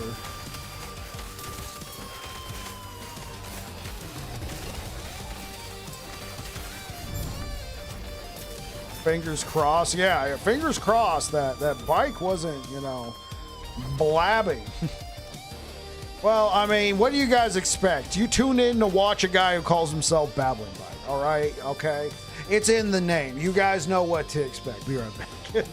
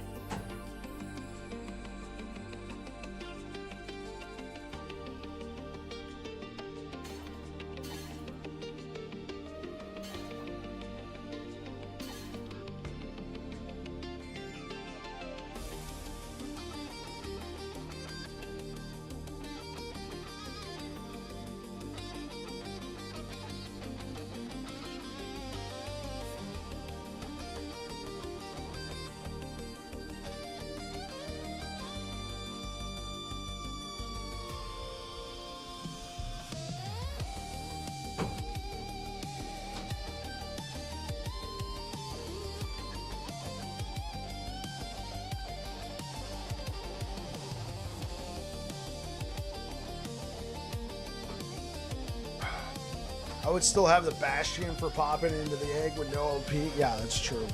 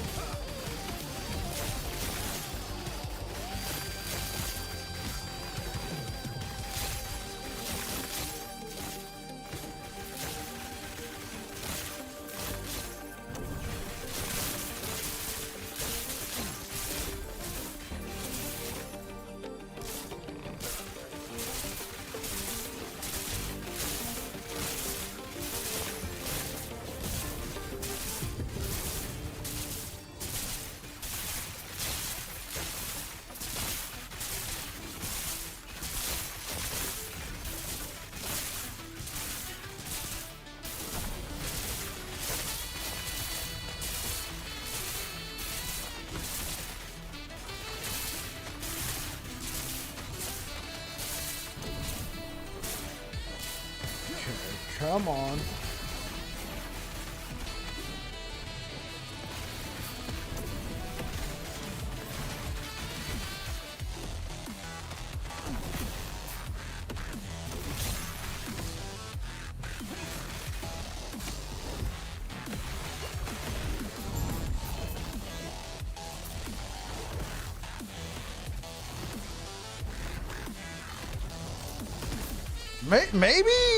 Maybe I just haven't run into one.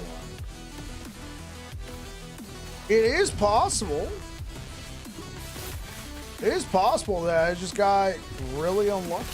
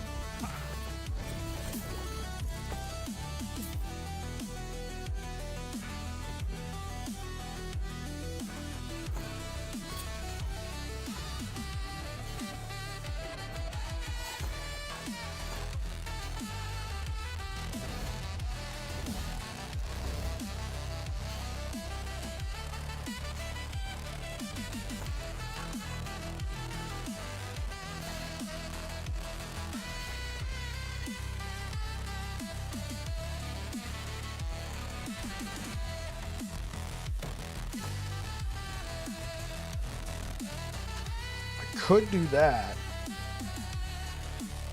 Okay, where else could I make a...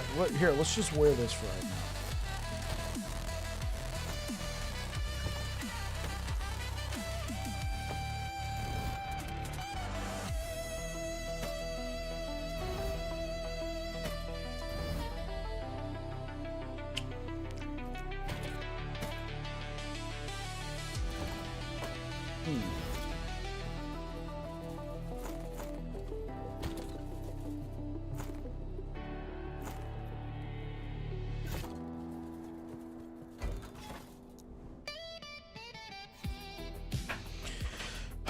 Come on.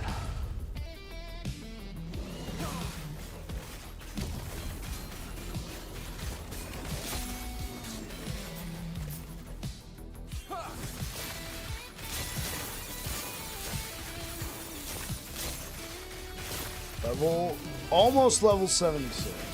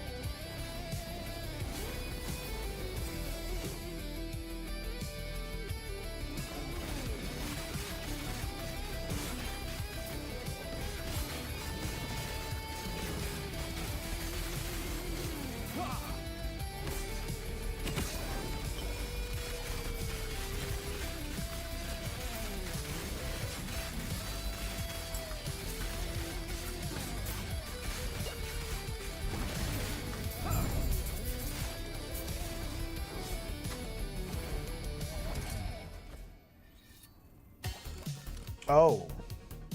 Upgrade. Definite upgrade. Definite upgrade.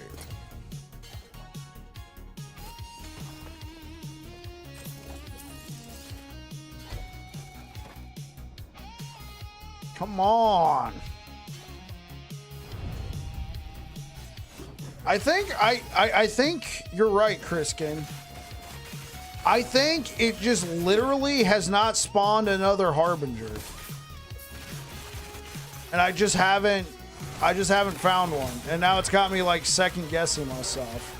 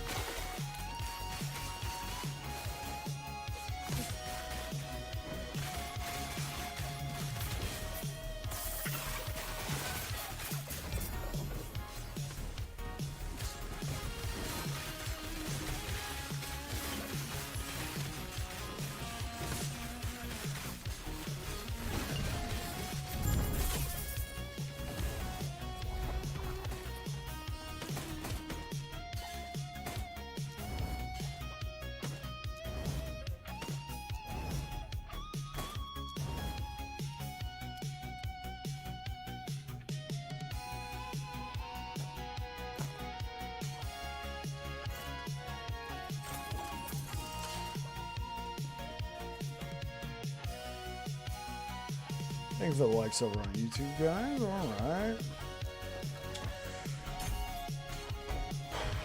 Come on. Give me another Harbinger. Mysterious, like, I'm even ignoring the Mysterious Rifts. I know I shouldn't, but just give me a Harbinger.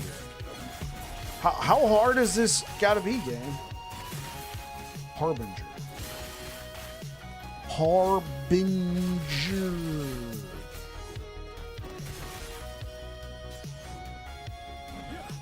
Okay, I'm not saying it right. Nemesis. Give me a Nemesis.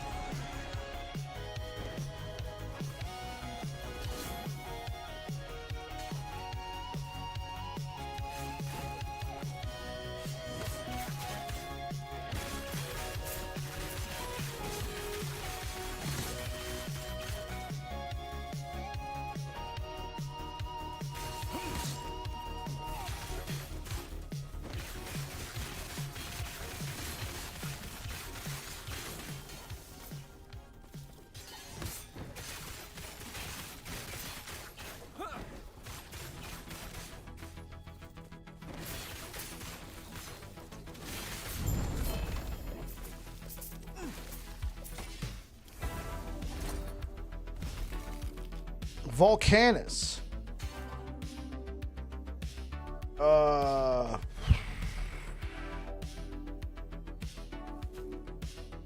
mean, Volcanus could be a pretty good upgrade. Oh. I feel like Volcanus kind of falls off, but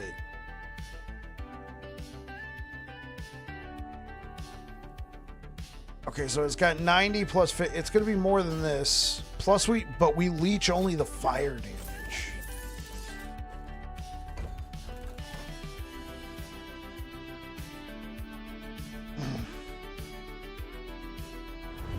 Oh, okay, Harbinger. All right, moment of truth, chat. Was Bike babbling too much? Did he not notice that he left behind a bashing of honor? Oh, thank God. Oh my gosh. I was seriously questioning my own sanity. Let's go.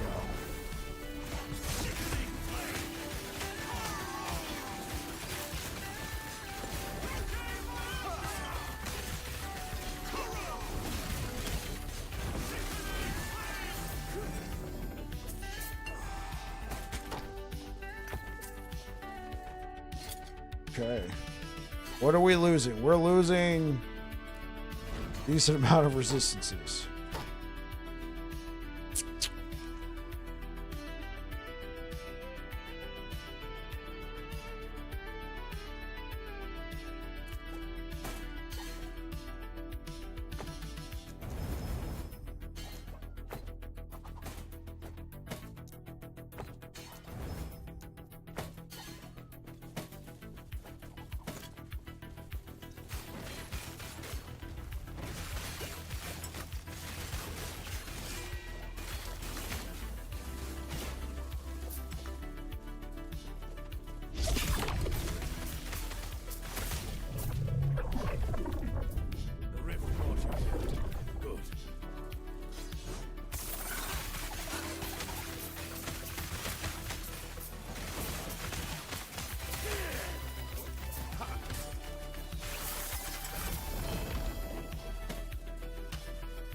Wait. Oh, 2 minutes. Still. What's that?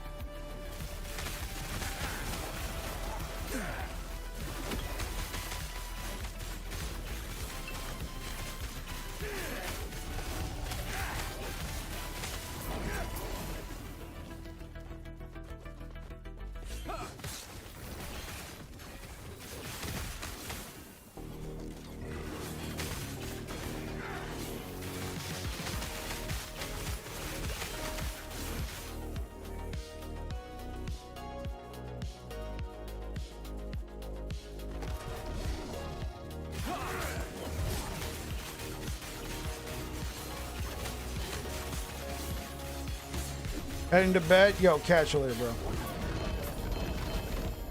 Appreciate the lurk.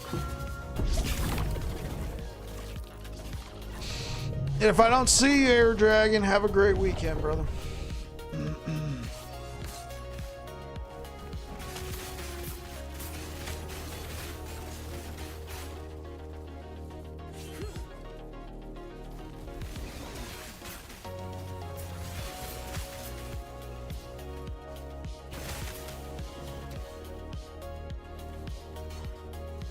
Yeah, why am I going on there?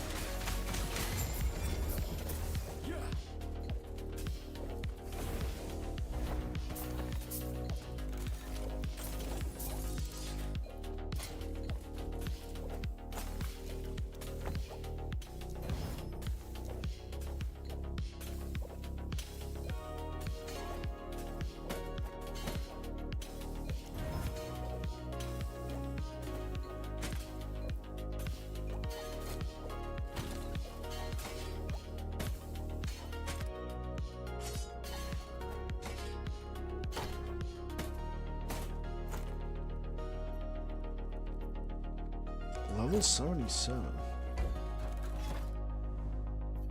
All right.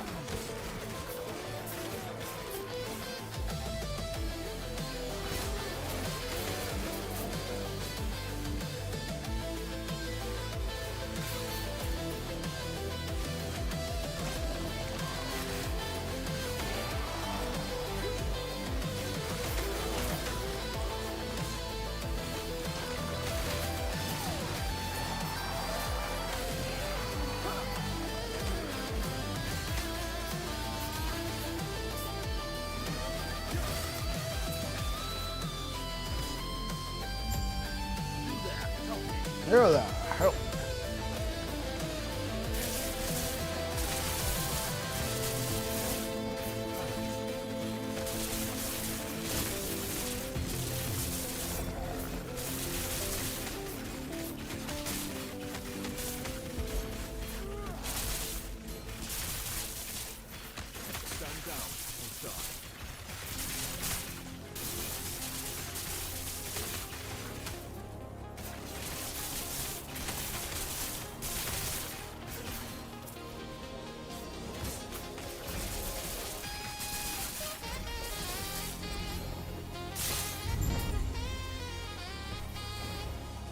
Okay, what I could do though.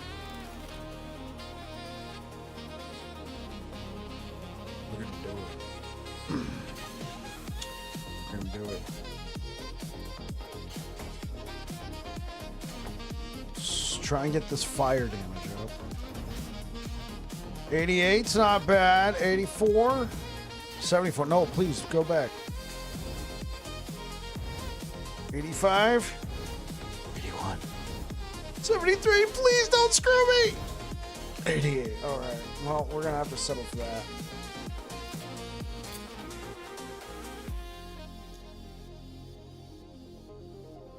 Gonna have to settle for that.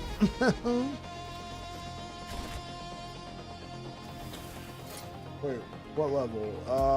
Level 58. Okay, cool. We can just do a tier 2.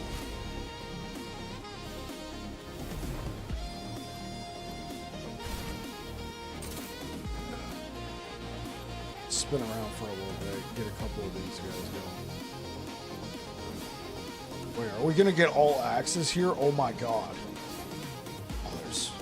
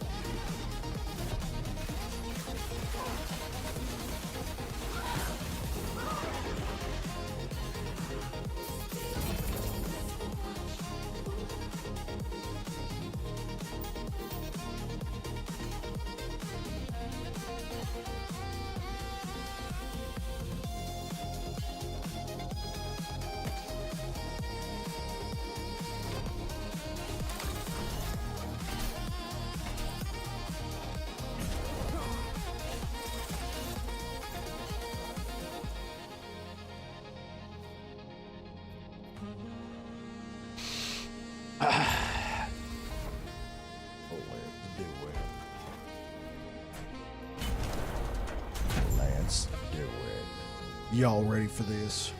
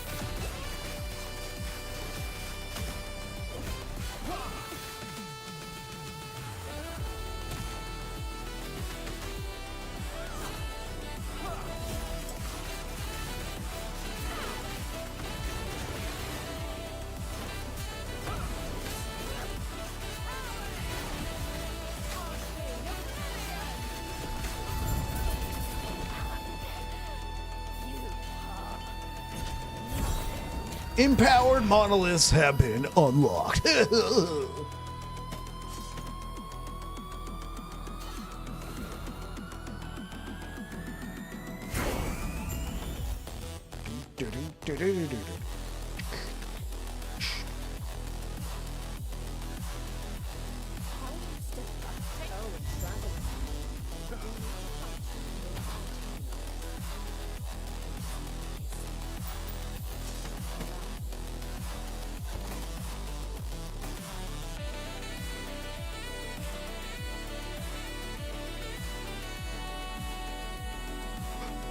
Oh, this is curious.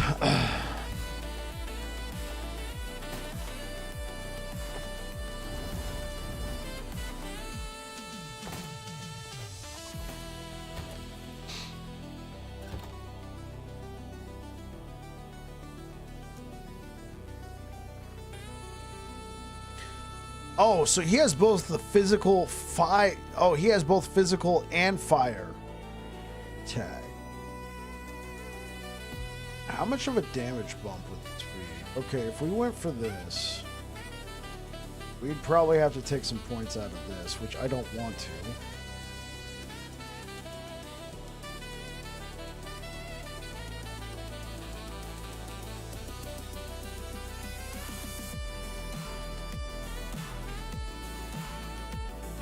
Yeah, I really like the moving forge.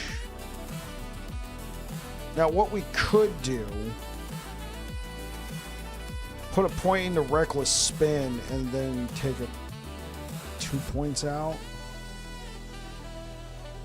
I mean, it's ultimately just a savings of 1 point.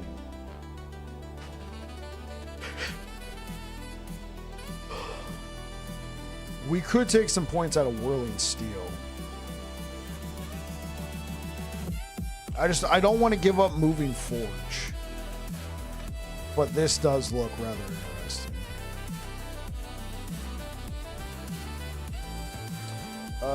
Okay. What timeline do we start with? We already got XP.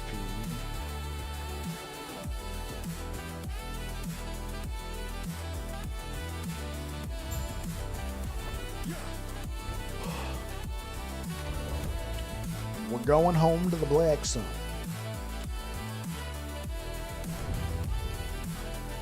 It only feels right.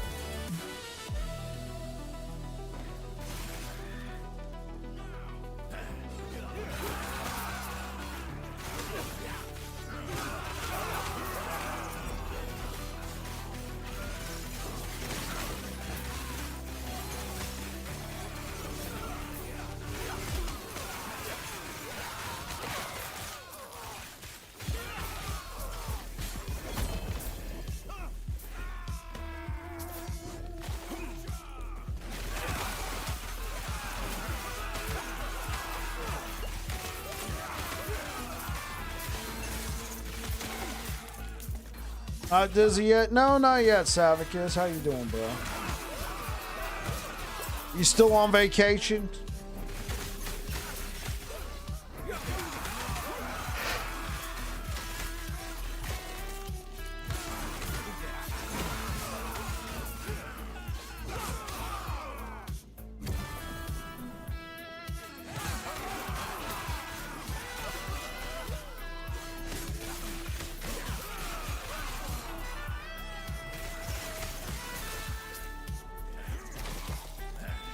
At least 1 more month. I mean, it makes sense, bro. Season. And you know what, bro? That's unfortunate, but come on, EHG. Picking that date. Oh, bro. It was just so far out.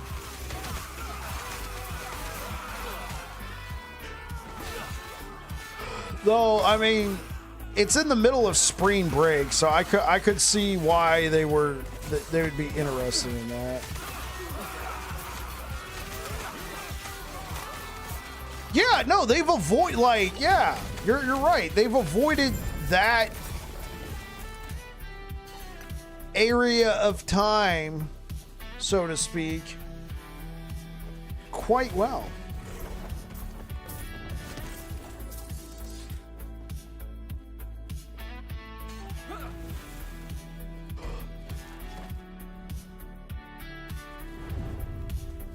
Yeah, they've avoided that area of time. I don't know, maybe because they feel like they can't compete.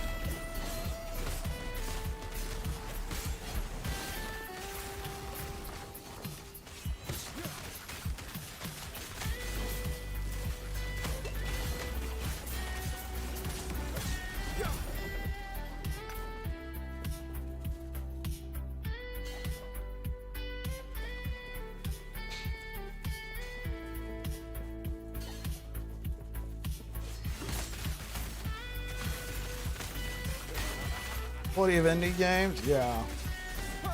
Yeah, I feel that.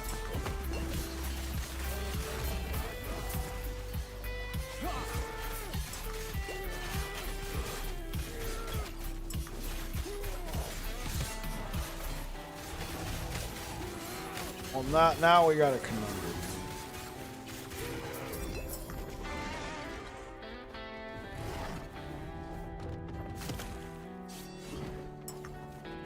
Now we got to come in.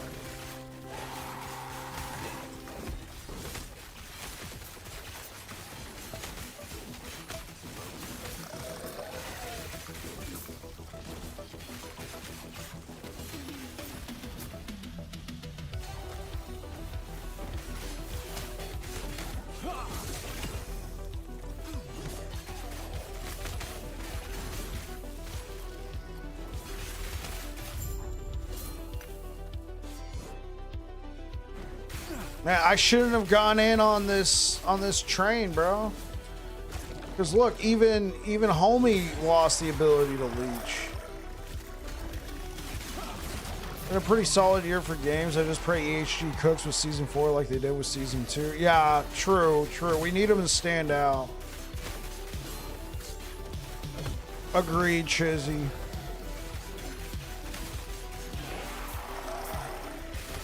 I mean, I don't think there's going to be as much content, but what I do hope that they have... Oh, Dreamthorn. Oh man. Dreamthorn, if you're ever, like, leveling a... if you're ever leveling a Rive Void Knight or a Warpath Void Knight, you feel like you won. I'm interested in all the new content updates and all that, but I'm also really interested. I'm really interested in the animation update. Like, I feel like last Epoch feels really good, but there is a few animations that feel kind of clunky. They don't feel as fluid as like a PoE 2. If they can bring those animations lock and step, bro. Corrupted primordial item can get nutty. There's gonna be a lot of options.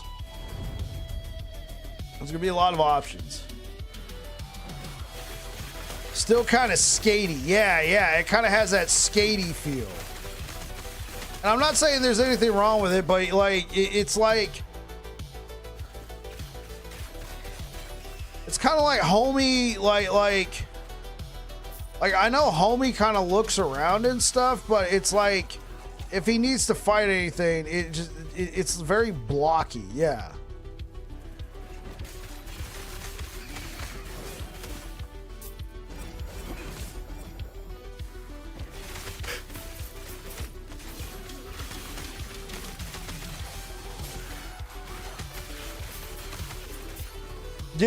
Yeah, agreed. I do like I like the speed of the game. I don't think it's like okay, I will say this. It can get very fast, like almost nauseating fast, like very arcadey fast. And while I don't necessarily like that, I think it's cool that that is an option, because this level of speed right now feels very good to me. And I know in like PoE 2, this level of speed is pretty good. And no, I'm not trying to turn PoE 2. I don't want PoE 2 to become Last Epoch or Last Epoch to become PoE 2. I'm just using it as a form of comparison.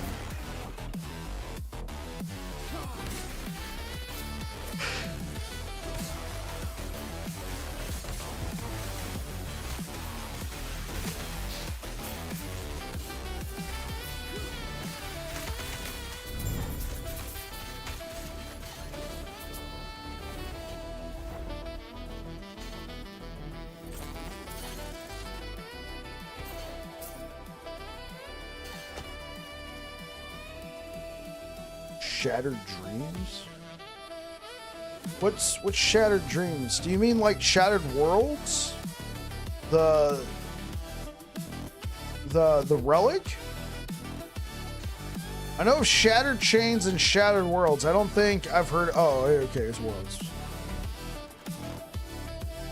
I just wanted to make sure I wasn't like missing out on something, you know, awesome.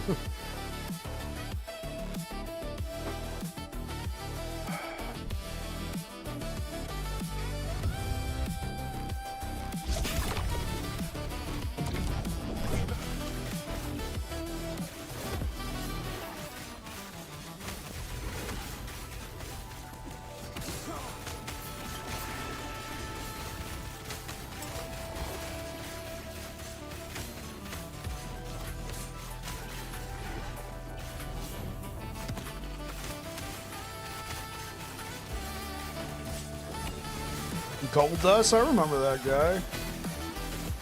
Wasn't that his finisher? It might have been. I remember that guy from the video games.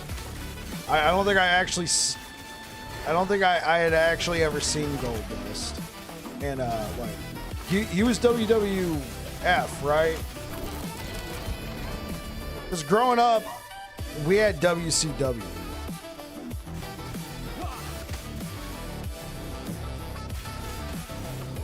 Yeah, growing up, my mom had basic cable, and we had WCW. Oh man, we thought that was some of the greatest stuff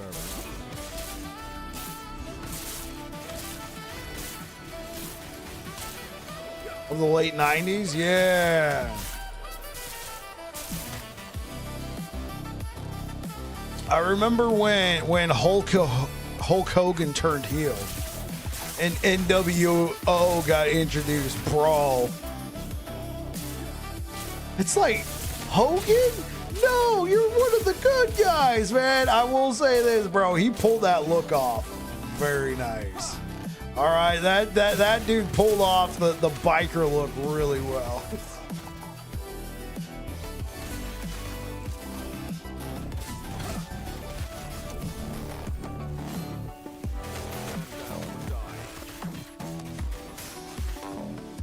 It was, yeah, it was everything.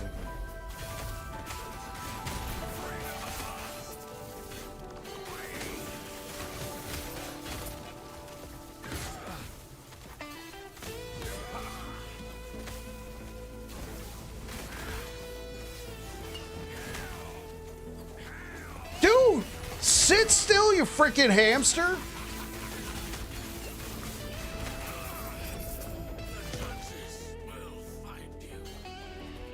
Every time I should go to attack that dude, be like, I'm over here, I'm over here.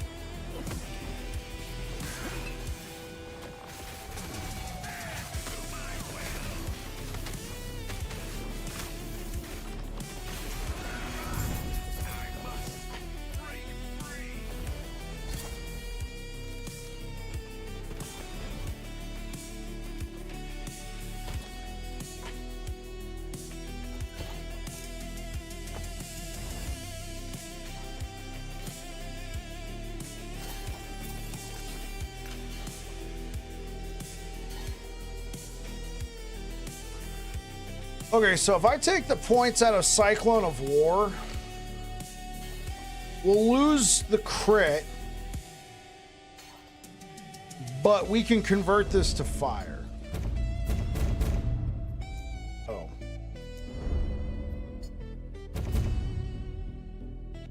I'm gonna need that too. But if it's converted to fire, then I got I have a better source of.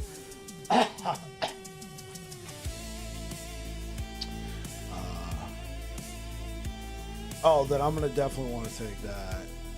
Fan the flames. Yeah.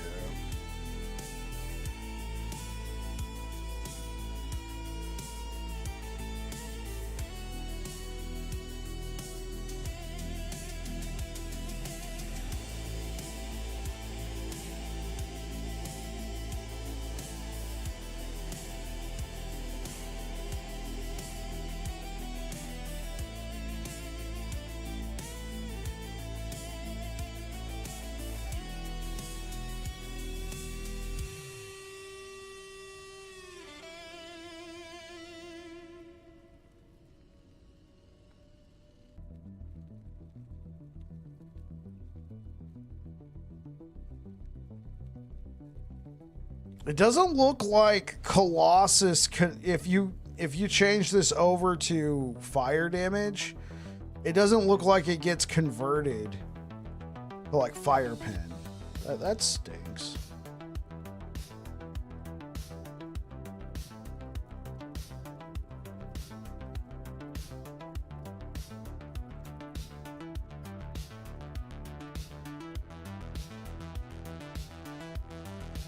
It does. The only reason why I want to switch it to fire for right now is Volcanus, because right now I'm not really leeching a lot with that 7% of fire damage, since Warpath is still a physical skill, right?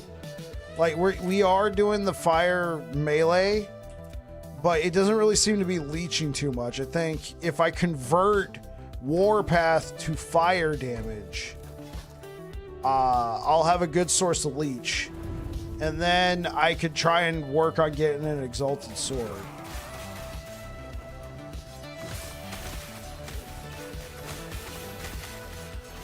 Actually, I don't even think we're leeching at all.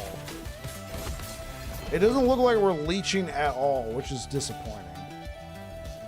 Probably because the skill is still physical damage. Yeah.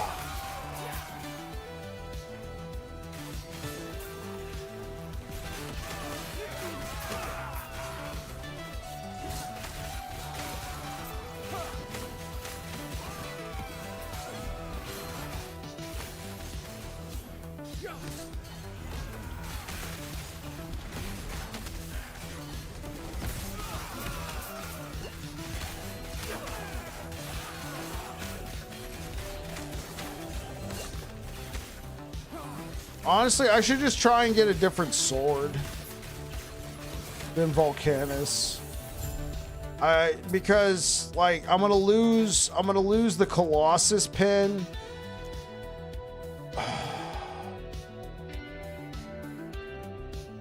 Yeah, because I'm gonna lose the Colossus pin, and then I'm also gonna lose the +1 that we're getting from Thornslinger. Though I will say this, I think Thornslinger, it's time to move on.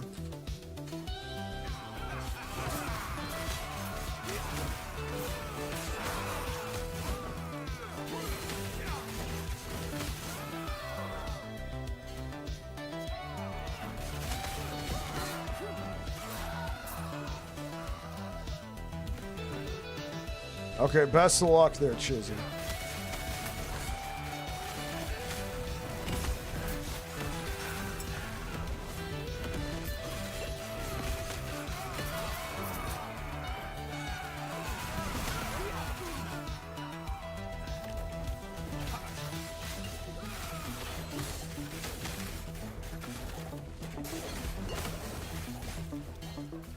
No, I think it's lacking.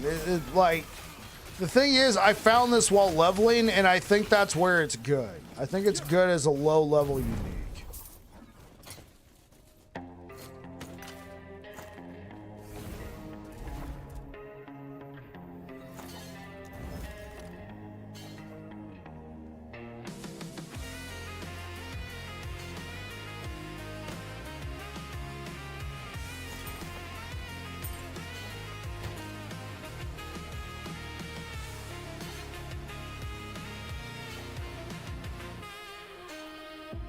I could sacrifice some health.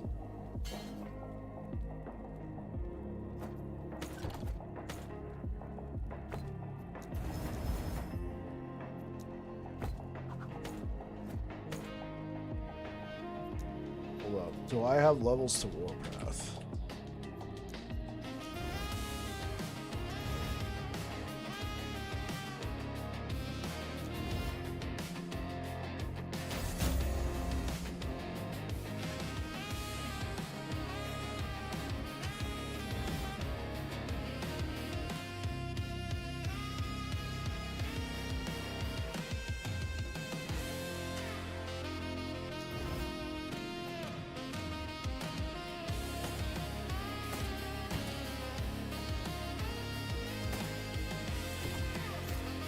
Yeah, but this gives me a +1 level to Warpath.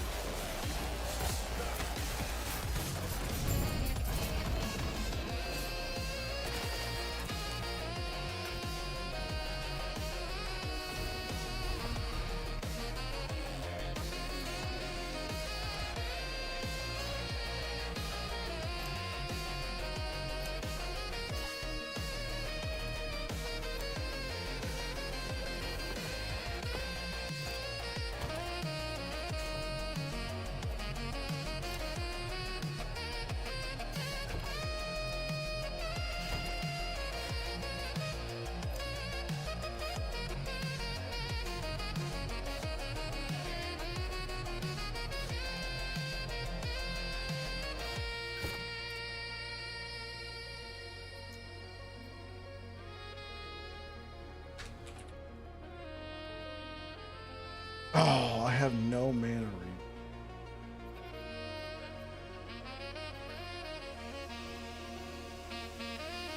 We could do minion health. We could do fire damage.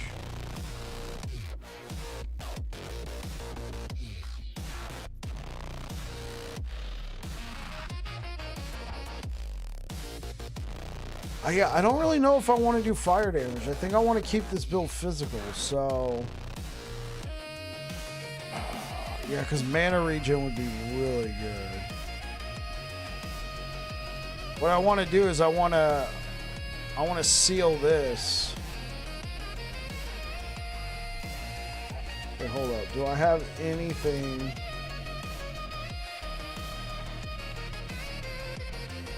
All right. Please get lucky. I didn't get lucky.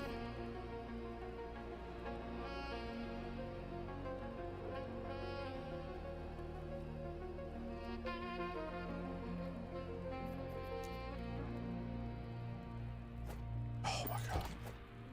Please get lucky. Yes!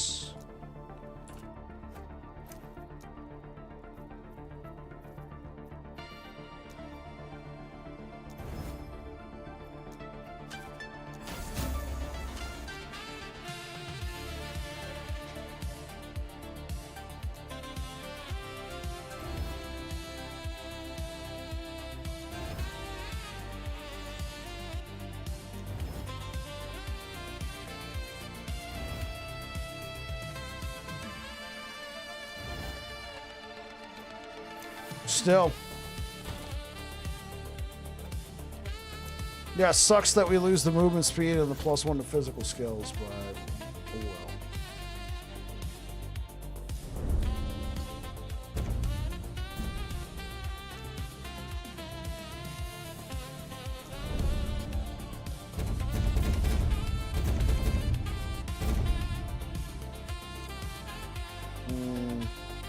No, I want this.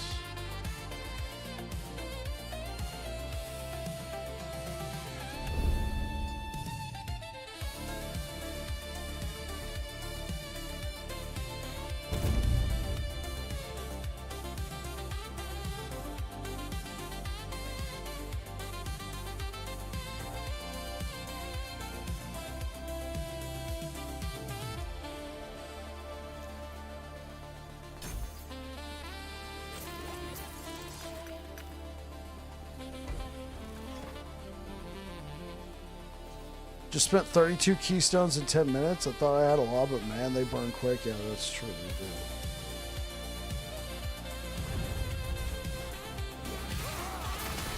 do. Are you still like on your SSF character, Chizzy?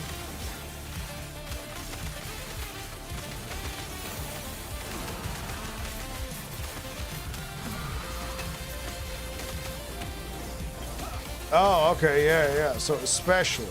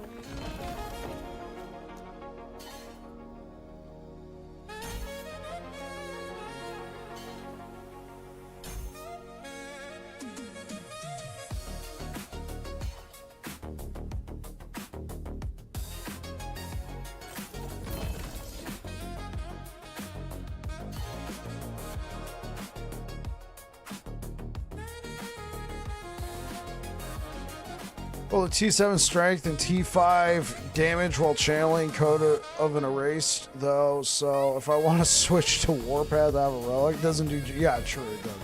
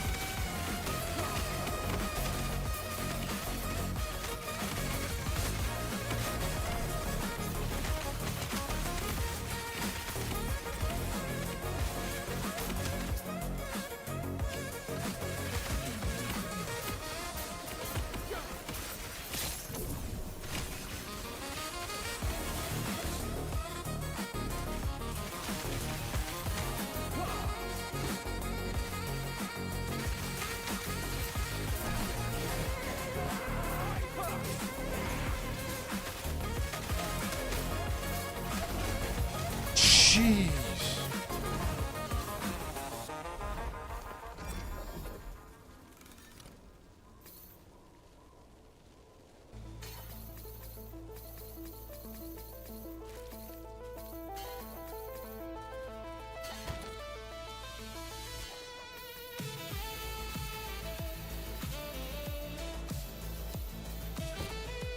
Can't get T6 or T7 crit multis on relics for nothing this run, or leveled to symbols, so even if I hit my anchor eggs, I have nothing to say. Yeah, I got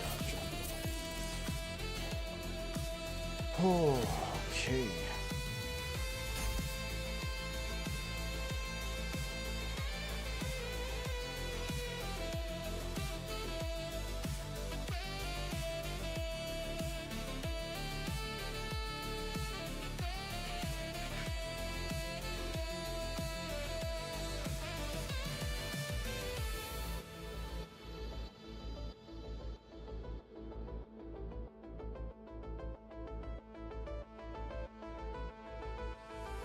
All right, guys, I'm going to get out of here for tonight. Thank you so much for being here. I'm getting a little sleepy over here, to be honest. I'll be back again tomorrow. We'll be playing more Forge Guard here.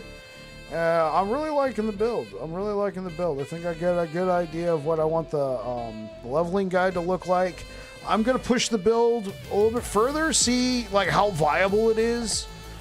As a leveling guide, could you actually keep playing this past, getting to Empowered Monolith? So far, it seems like the answer is yes. So, thank you so much for being here. I'm going to see what you guys are saying real quick before I get out of here.